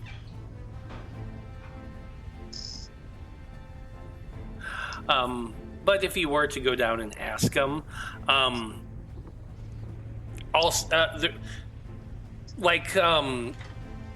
magical technology is such a thing that you have a communicator of your own, so you know how communications works. apart from that, there is like a type of code that's generic to most sailors. It's kind of a flag method. In fact, Bertarelli had used this before. Back on the Rock. That's how he was able to help you communicate landings and stuff like that, was doing flags in certain motions, which is actually the precursor to Morse code on Earth. Are we too far away to contact Crowborn's ship? I mean, is that like a spatial thing? Is it going to be like in a close vicinity, or do we make a long distance call? Or... No, you do know the fact that you cannot make long distance calls. Communications is very short wave.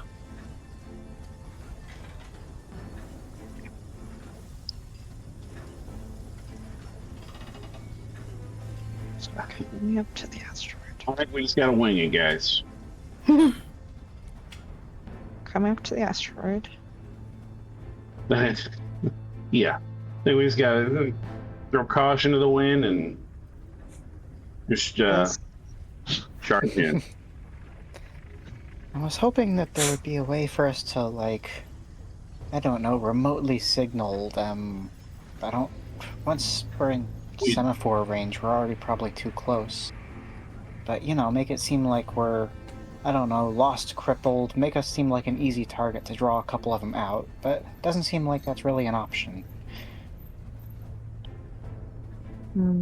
Yeah. Well, then they would have to know, like, they'd want to know, hey, how did you find our secret hidden asteroid base? Secret This tunnel. isn't on the regular Aether current.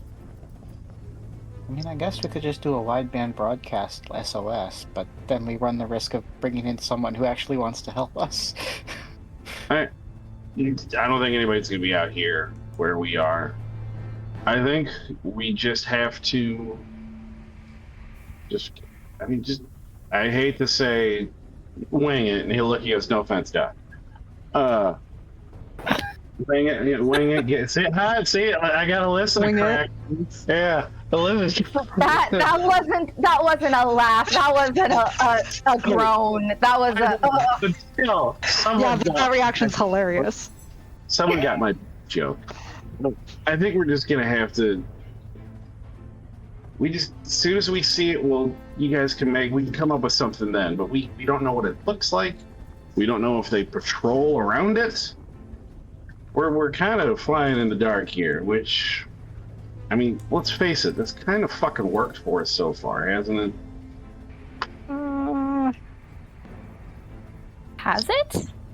Have we made a single plan yet that went as well as it was supposed to? Or have we just kind of fumbled our fucking way through it?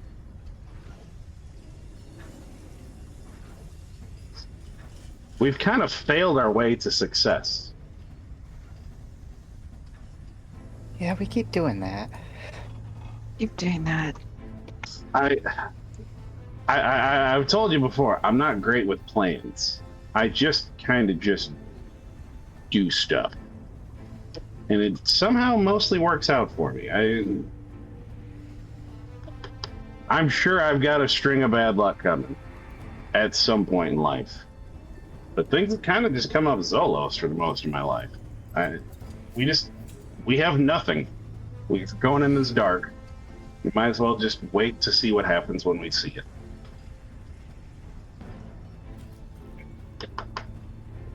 I don't have any other better options, do you? No. Actively trying to think of them. We don't even know how Gertruda would potentially even be held by the Veiled Ones. On a ship, on the actual asteroid. Do they have a base? Do they not have a base? And how big is the fucking asteroid? We didn't ask that question either. We didn't. Very bad at this. But We were somehow supposed to... we've done really well. Uh-huh. I mean, ignorance is bliss, as a saying back home. It's kind of fucking working. Just saying.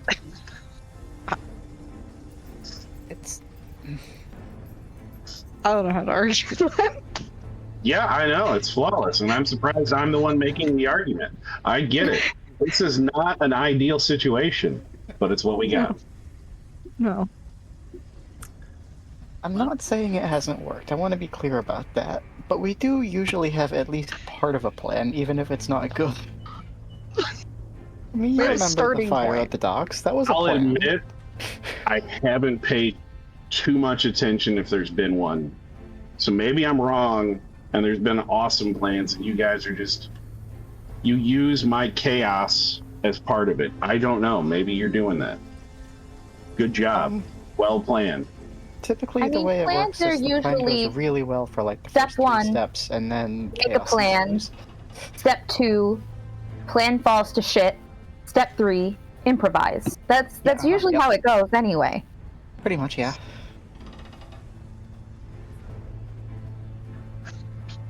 But maybe the plan from the start is just improvise. Skip steps 1 and 2 for 3, I guess. I guess. I mean, Well, let's. are we gonna... Okay, sorry. I was just gonna ask, do we even have a decision as to, are we gonna barrel through it, or are we gonna try to be sneaky in terms of decision making? Are we going to sneakily stumble our way into figuring this shit out, or are we going to just like... I mean, I think we just gotta... I think we need to figure out when we get there and make the assessment on the fly. We can try and... Okay. It's an So asteroid. step 1 of the plan is to plan once Get there. we have more information. It's literally an asteroid. It looks like these big fucking rocks we've been flying past. But is it hollow? Are they on the base of it? Does it look like the Rock of Rawl? Is it flat with an underside? Who knows? I don't know, We didn't... because we literally didn't ask the man that knew the answers any of these questions. I was really confident. I was just like, hey, Crowborn went along with my idea. He believed me. He said, hey, don't lose my MacGuffin, but if you do, at least I get my woman back. We didn't ask a fucking thing. I'm not saying that's y'all's fault. Because remember, I'm not the plan guy. Yeah. Yeah, I mean, maybe next time I shouldn't be the only one in the room. I don't know. I'm not saying that's a bad thing. Hey, it's worked out for us so far. But somebody else needs to be my wingman next time.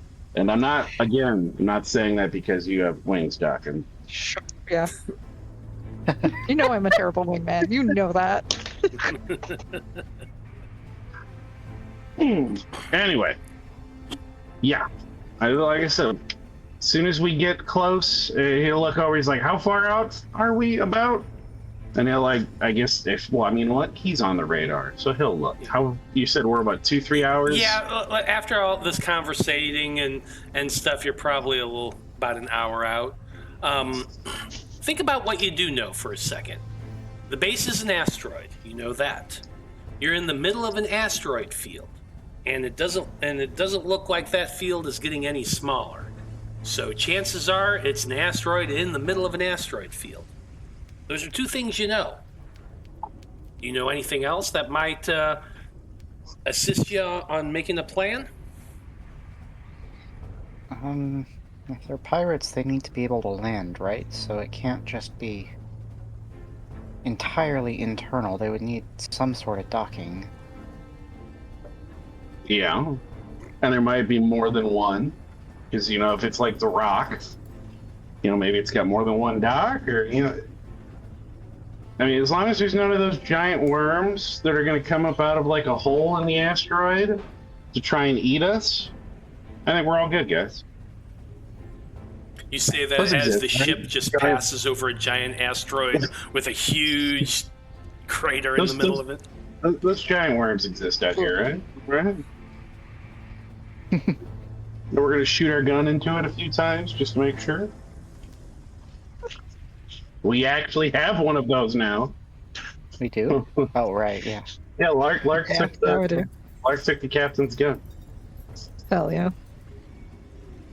So yeah, we know there's some kind of a base there. They got to bring in material, supplies. They had to get there with his woman, so she had to be kidnapped at some point to get there.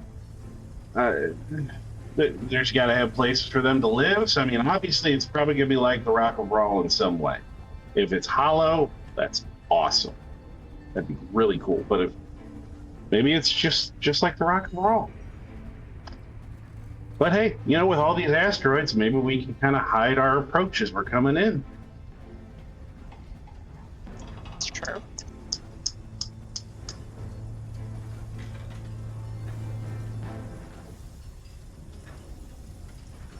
Okay. So yeah, I think we just kind of wing it, guys.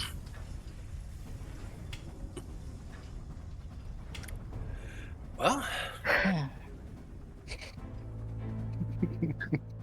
I mean, at one point he goes, I feel like this is a problem that the guy that designed outfits for Dragonlings seems to be our, I don't want to say like our captain, obviously he's going to look at his captain, like our war general. I mean, like I said, y'all want a plan, just tell me where I have to go. Don't tell me the rest. I just need small details. Otherwise, I'm gonna fuck it up. But y'all are a lot smarter than me, and I feel like my confidence has tricked you all into thinking I know what I'm talking about. And I way don't.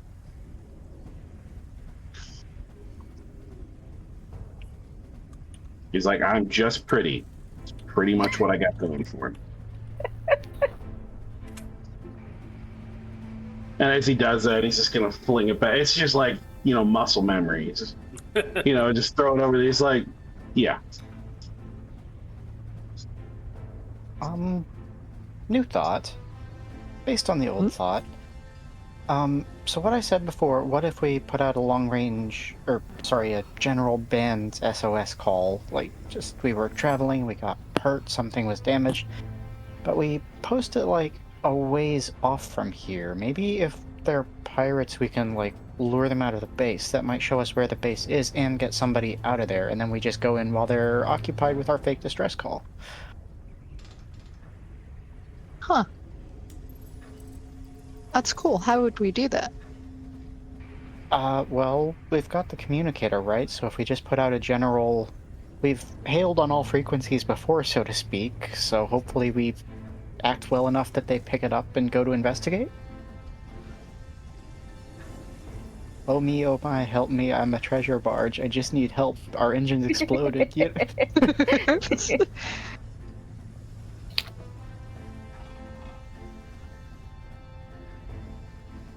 Maybe we pretend to be from somewhere else. I don't know. Could we I don't... Is anyone... I guess Dreezy would be the one who would know that if there are specific, like, hailing frequencies. Never mind, that wouldn't work. I mean, Erebas might, because we have, I mean, he can read some of it, so maybe he can come up with some of it. And yeah, I know it's not the same. I guess he wasn't able to figure out what the one weird language is on the ship, right? He wasn't. He's slowly been translating that. He's not. Okay. He hasn't completed that, but We can ask him if he has any information that he can help us with there. So, what are you asking, Airvest? Well, I guess my thought was just that, like, we've only encountered a couple factions in space. And, like, maybe we could use our specific hailing frequency to pretend to be someone that the pirates would be more likely to attack. I don't know if they would be more likely to go after a ship for the monks, or you know what I mean? Just to sell the deception. I want you to make for me a I'm trying to think of a good way to make this check. You're trying to ply him for information. This is you're making the roll to determine what he does know. This is you just kind of talking out your idea. So, Yeah. it's just going to be a D10 unless you have something you think will help you in this. You're aiming for a 5.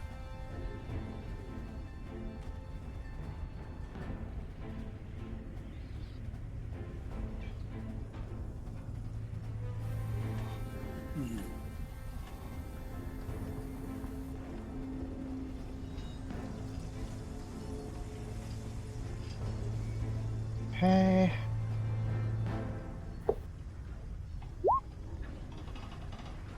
No, guess not. Oh shit. The response he gives you is that, many species who travel the aether currents have different methods of communication and have different sort of frequencies that they use for different sort of things. Any really would be interesting to a pirate, especially those that have low defenses, I suppose. So any species really making just a general distress call. I imagine a pirate would go to investigate, being so close to their hidden base.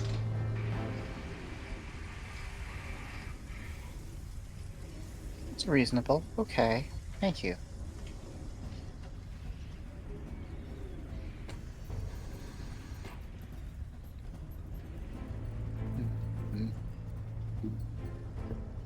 Do we still have the flag that we took from that other guy's ship, or did we have to give that up? You gave that. I think. Yeah. Okay. It was worth a shot. I think that was our proof. Mhm. Yeah. Yeah, it was our proof, but I didn't know if he'd kept it or if we got it back, or... Okay. Yeah, the pragmatic order kept it. Hmm. Yeah.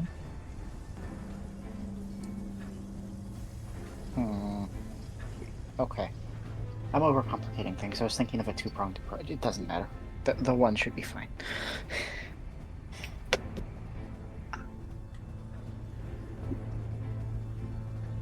So I guess my next question is going to be, how close do you plan on getting to this base? Are you just going to make your way through the once you're decelerated from the last current boost? You're going to have to be weaving through the asteroids to get to the one particular asteroid where you know it is. You have the coordinates. You know how to get there, and you can see that there are asteroids all through the area. So you're going to be weaving through them. My question is, are you just going straight for the location? How are you approaching it?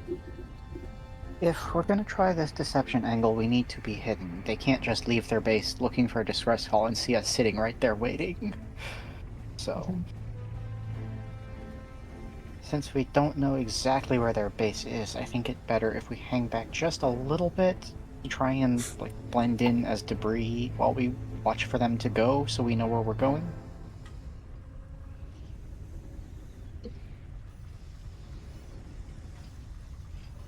So you're going to be attempting a stealthy approach, basically. Try to keep asteroids between you and the one in particular, and try to scope it out a little bit. Is that what I'm getting? I think so, yeah. Okay. And for the record, if anyone has better ideas, please don't hesitate to correct me. I don't know anything about space combat or sea combat or regular combat. I'm just making this up as I go. I'm not Life.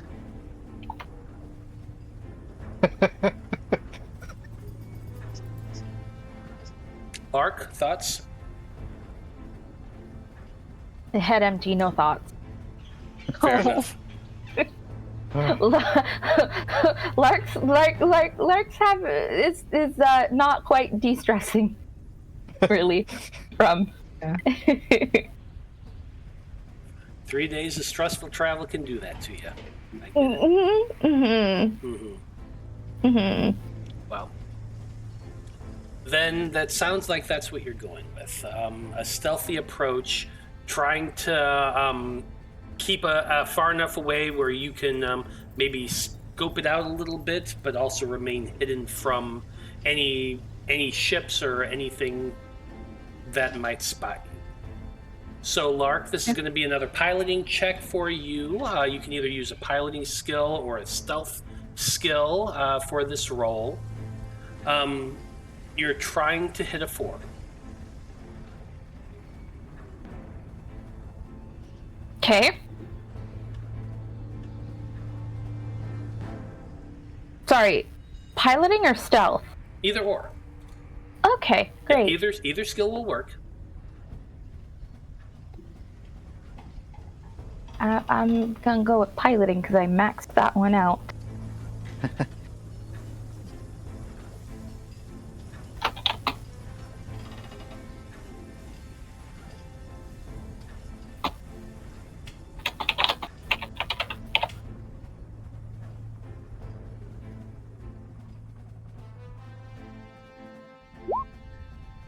Oh, Okay.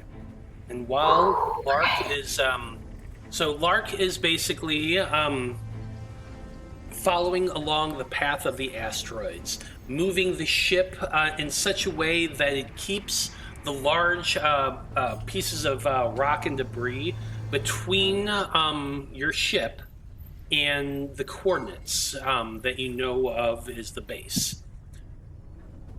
You begin to just make a wide kind of circle around it, keeping the ship to where it's the base in question, or the location of the base in question, is just on the edge of your ship's radar system. I'm going to ask for an investigation check from Dr. Bloom and Zolos, who's currently keeping an eye on the radar. Whoever wants to make the roll can. This is an investigation check. You're also aiming for a 4.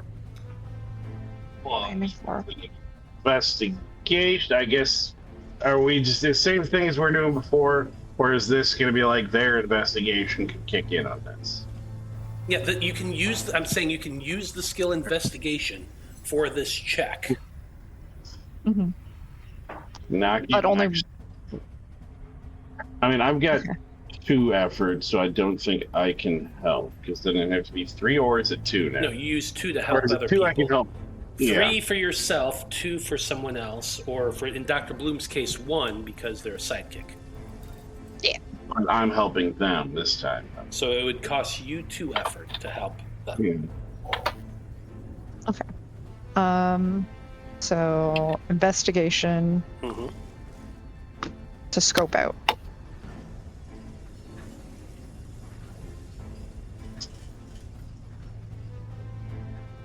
Mm-hmm. Mm-hmm. Oh.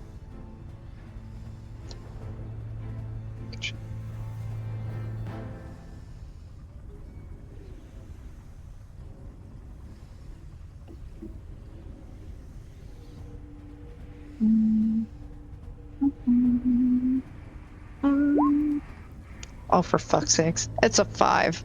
Boo. Oof. I'm sorry.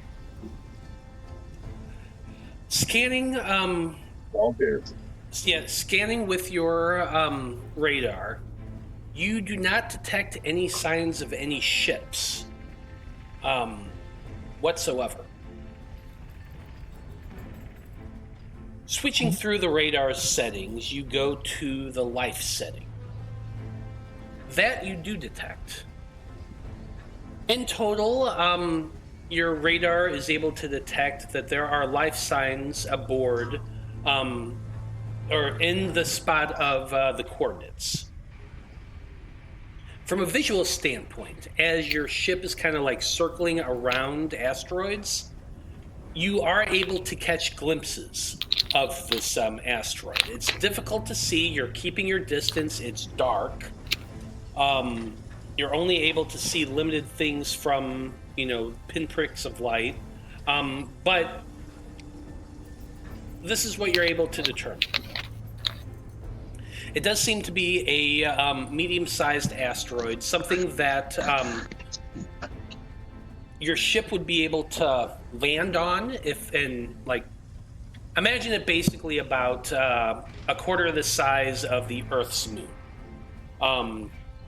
Decent in size, but not like super huge, but large enough that a ship your size could theoretically land on it if it wanted to. From what you're able to determine, there are very large tunnels into the surface of this asteroid. Large enough for a ship of your size to pass through. There would not be a ton of space around your ship. Like, your ship would be able to fit into a lot of these holes. There would be like maybe another 500 or so feet on either side of the ship that allows passage, but not a lot of space. There does seem to be a structure on the surface of this asteroid as well, a singular one. It's hard to get a whole lot of details from it, but your radar system is detecting high concentration of magic in one particular location. It's also the same, it is not the same location as the life signs that you're able to detect. The life signs you're able to detect are inside the interior of the asteroid itself.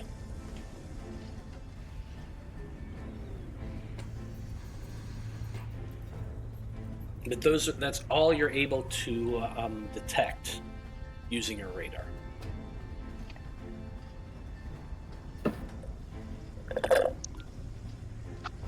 So, sorry, just to make sure I got it right in my head. Lots of magic is concentrated in the one structure that's on the one structure, correct. Right, and then on the inside, life forms. Okay. Mm-hmm. Sweet. Thank you. Okay. All right. That's more than we had before.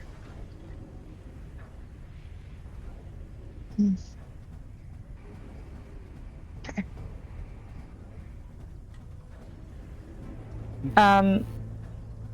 Do we see or detect any way in other than the big magical structure? Well, as I said, there are tunnels leading inside the asteroid as well. Some of them are large enough for your ship to be able to pass through. Mm-hmm. Okay. Oh, okay, but like we're not... Oh, it's radar, not freaking X-ray. Okay, never mind. Correct. This is radar and like you using visual as well, like spyglasses and stuff. And you're barely able to catch these shadows that you're able to tell are tunnels. But that's about it. Yeah. Okay. Okay. All right. So, what do we want to do?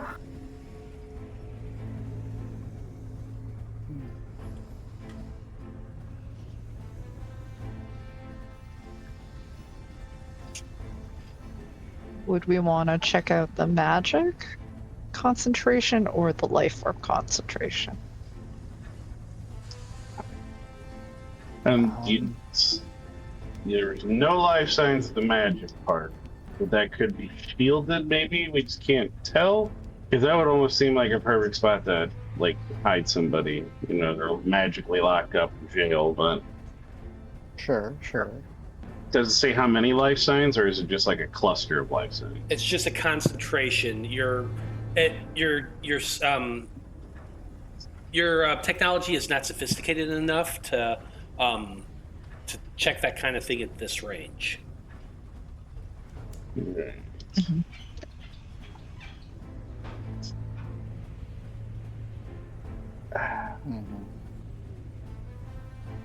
Which tunnel goes somewhere where we could get in quietly? We don't know. Kind of like a coin toss at this point. Yeah. You're not wrong. Yeah. I mean, it was what? Was it 4.5 or 5 days we were going to have by the time we took off?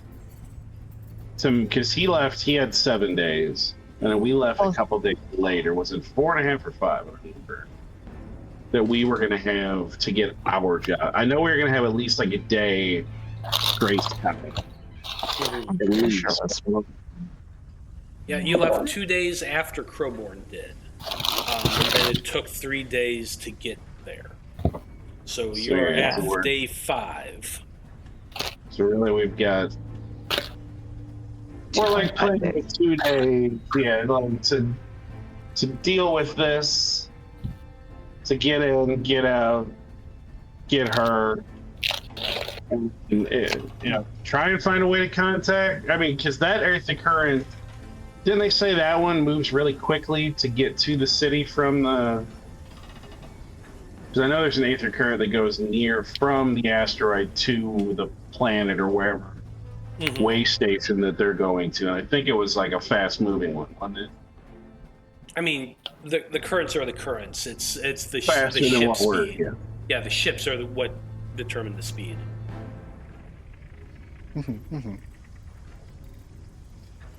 But it is a shorter current to get to there, so it would so really, as quickly as we can do this, the better. But we've got a bit of time to screw in, potentially. Well, not screw around, but you know what I mean. A couple of days. Because ideally, we also want to leave here before whoever it is has a chance to also get here, right? Well, we want to get in and get out as quickly as possible if we can. Yeah, I mean, we got to make contact with Crowborn and let him know that we saved the person, so he doesn't hand over the. Don't give her his lucky item. The Doobobbit, the whatever it is, the artifact, the magical what's it? The MacGuffin. Magical what's it? I mean, I'm willing to look at the magic first, or if you just want, we just go straight in.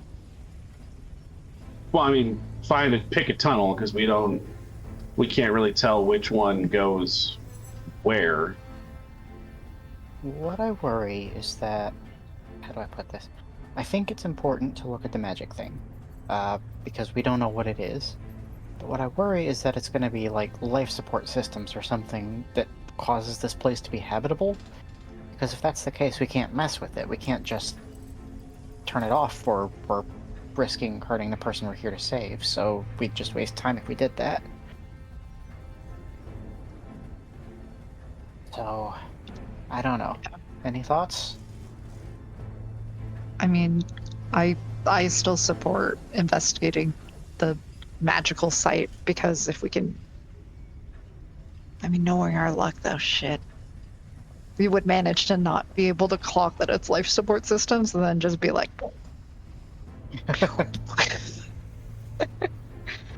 You have to figure out a marching order. Trees has to go This in the back. big red button doesn't look like it's anything important. You two, you also go in the back. The little ones go in the back. There are no reasonable ones here, so I guess we're doing it from height order? I don't know. On the other hand, if we went in, this would be really dumb, so we shouldn't do it. But hypothetically, if we went in guns blazing, what if we could scuttle their ships before they got crew to the ships? I mean, they couldn't. But then we'd have to get off our ship, and then they'd try to take it back, and yeah, no, that's not good. Sorry, just... It's definitely tricky business. Because trying to fight in the tunnels, if we end up nose to nose with a ship, not exactly the best. If we get off, like, we, get out of our ship to investigate further, say if the tunnels get smaller and smaller, I don't know. It can be kind of risky because we don't know how many folks are in there. Yeah, that's the real problem. But if we dealt with them first, that meant fewer potential beings that Yeah, but if would we deal attack with them, us. obviously, then that means fighting more on foot. So, We got a brutal killer right here. He's going to point at Lark. He goes, we'll be fine.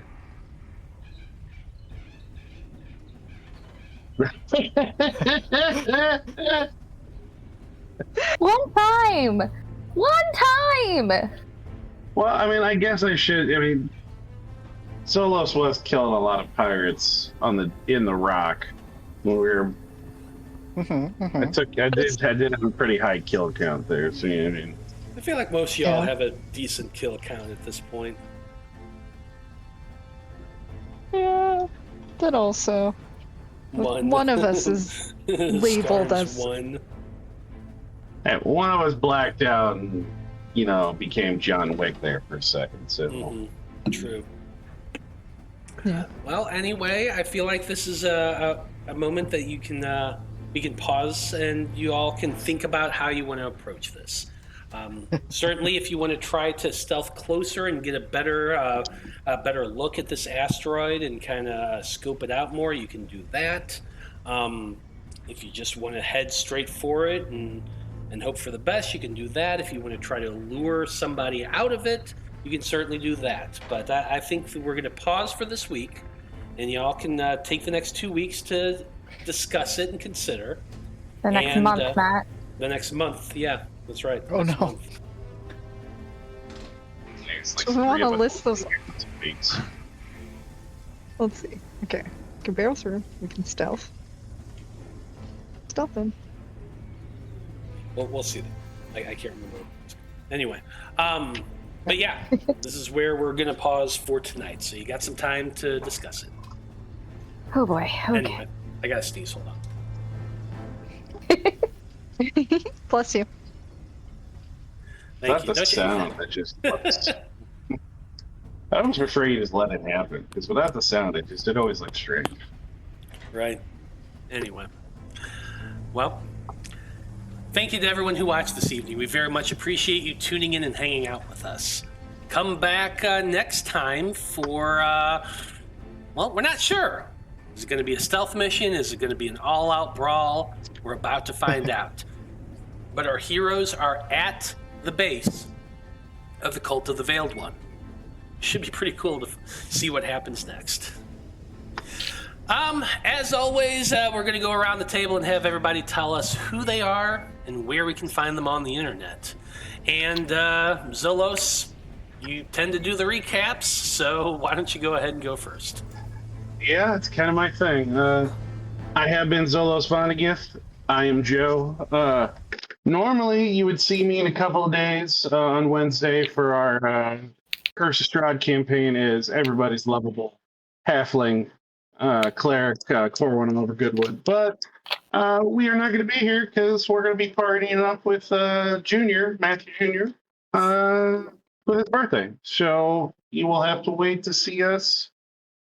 2 weeks, I think, will be good for that one. I don't think anybody said anything for the second week of August. We'll be back on the 13th.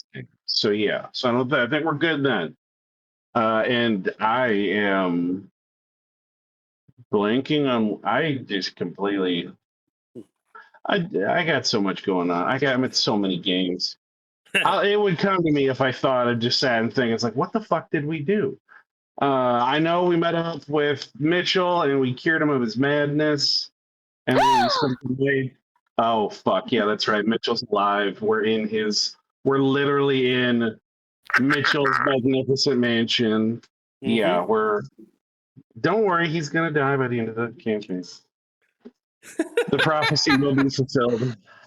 So yeah, no, I mean we're like 3 days from dinner with Strahd, something like that. So it's and Cog is trying to figure out some magic to see if he can end up doing it, and all kinds of shit's going down. So that'll be a fun one. We might make it to Strahd dinner, maybe not. Maybe 2 episodes. You think maybe? Maybe. We'll find out. Probably at least definitely within 2, we will be having dinner with Strahd, and the campaign might just end there. Because who the fuck knows what's going to happen there? So, because it is Strahd. You never know. When he invited you to dinner, you might be on the menu. You know what? And unfortunately, I mean, Cog is like a fine wine. He's going to be fucking delicious. And that's just unfortunate for him. Aged 112 years. I mean, fuck, that's a tasty vintage right there. I don't know. That sounds more like vinegar to me. Maybe that's why You Cog's know so what? sour. You know what? You got a point. Mm. But yeah, no common finds. We'll have fun. Yep. Dr. Bloom, you're next.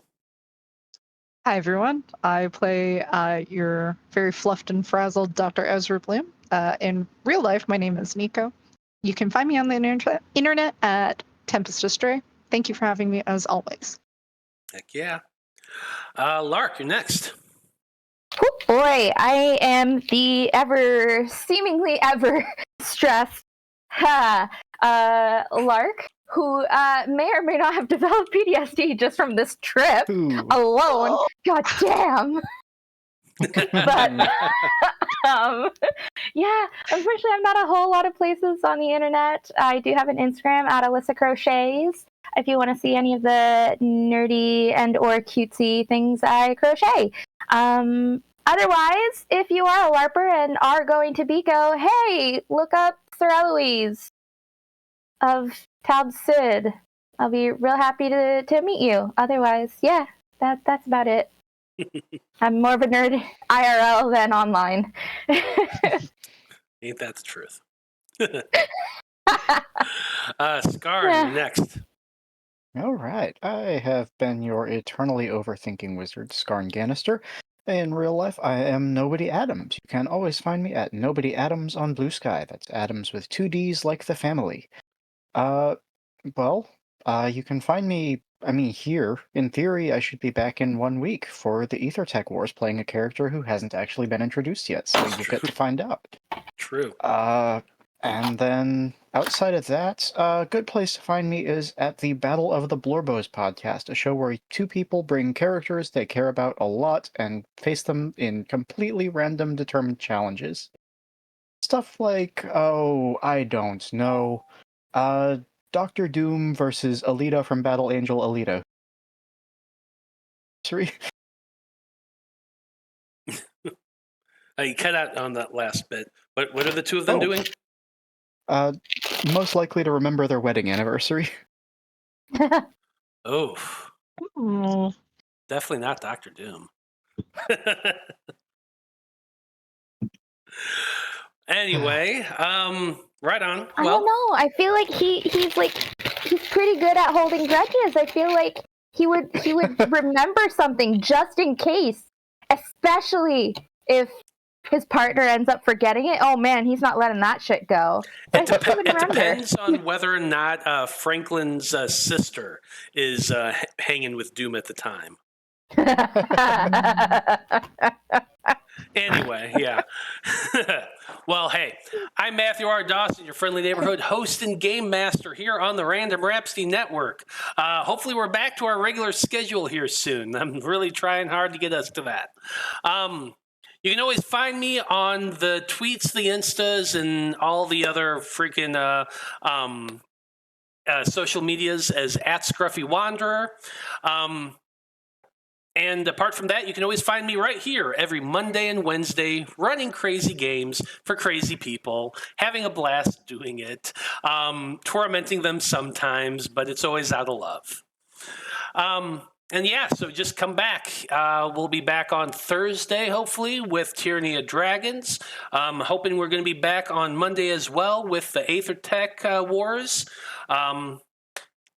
Things are looking good. I'm back in a normal place, and with internet and everything, so we should be able to get back to our schedule now. So looking forward to that. And yeah. So on behalf of everyone here in Æther-Shanties and the Wayfinder crew and everyone with Random Rhapsody, I just want to say thank you, folks. It's been a delight. So long. Good luck. And until next time, may the winds of Æther ever fill your sails. And good night. Night. Later.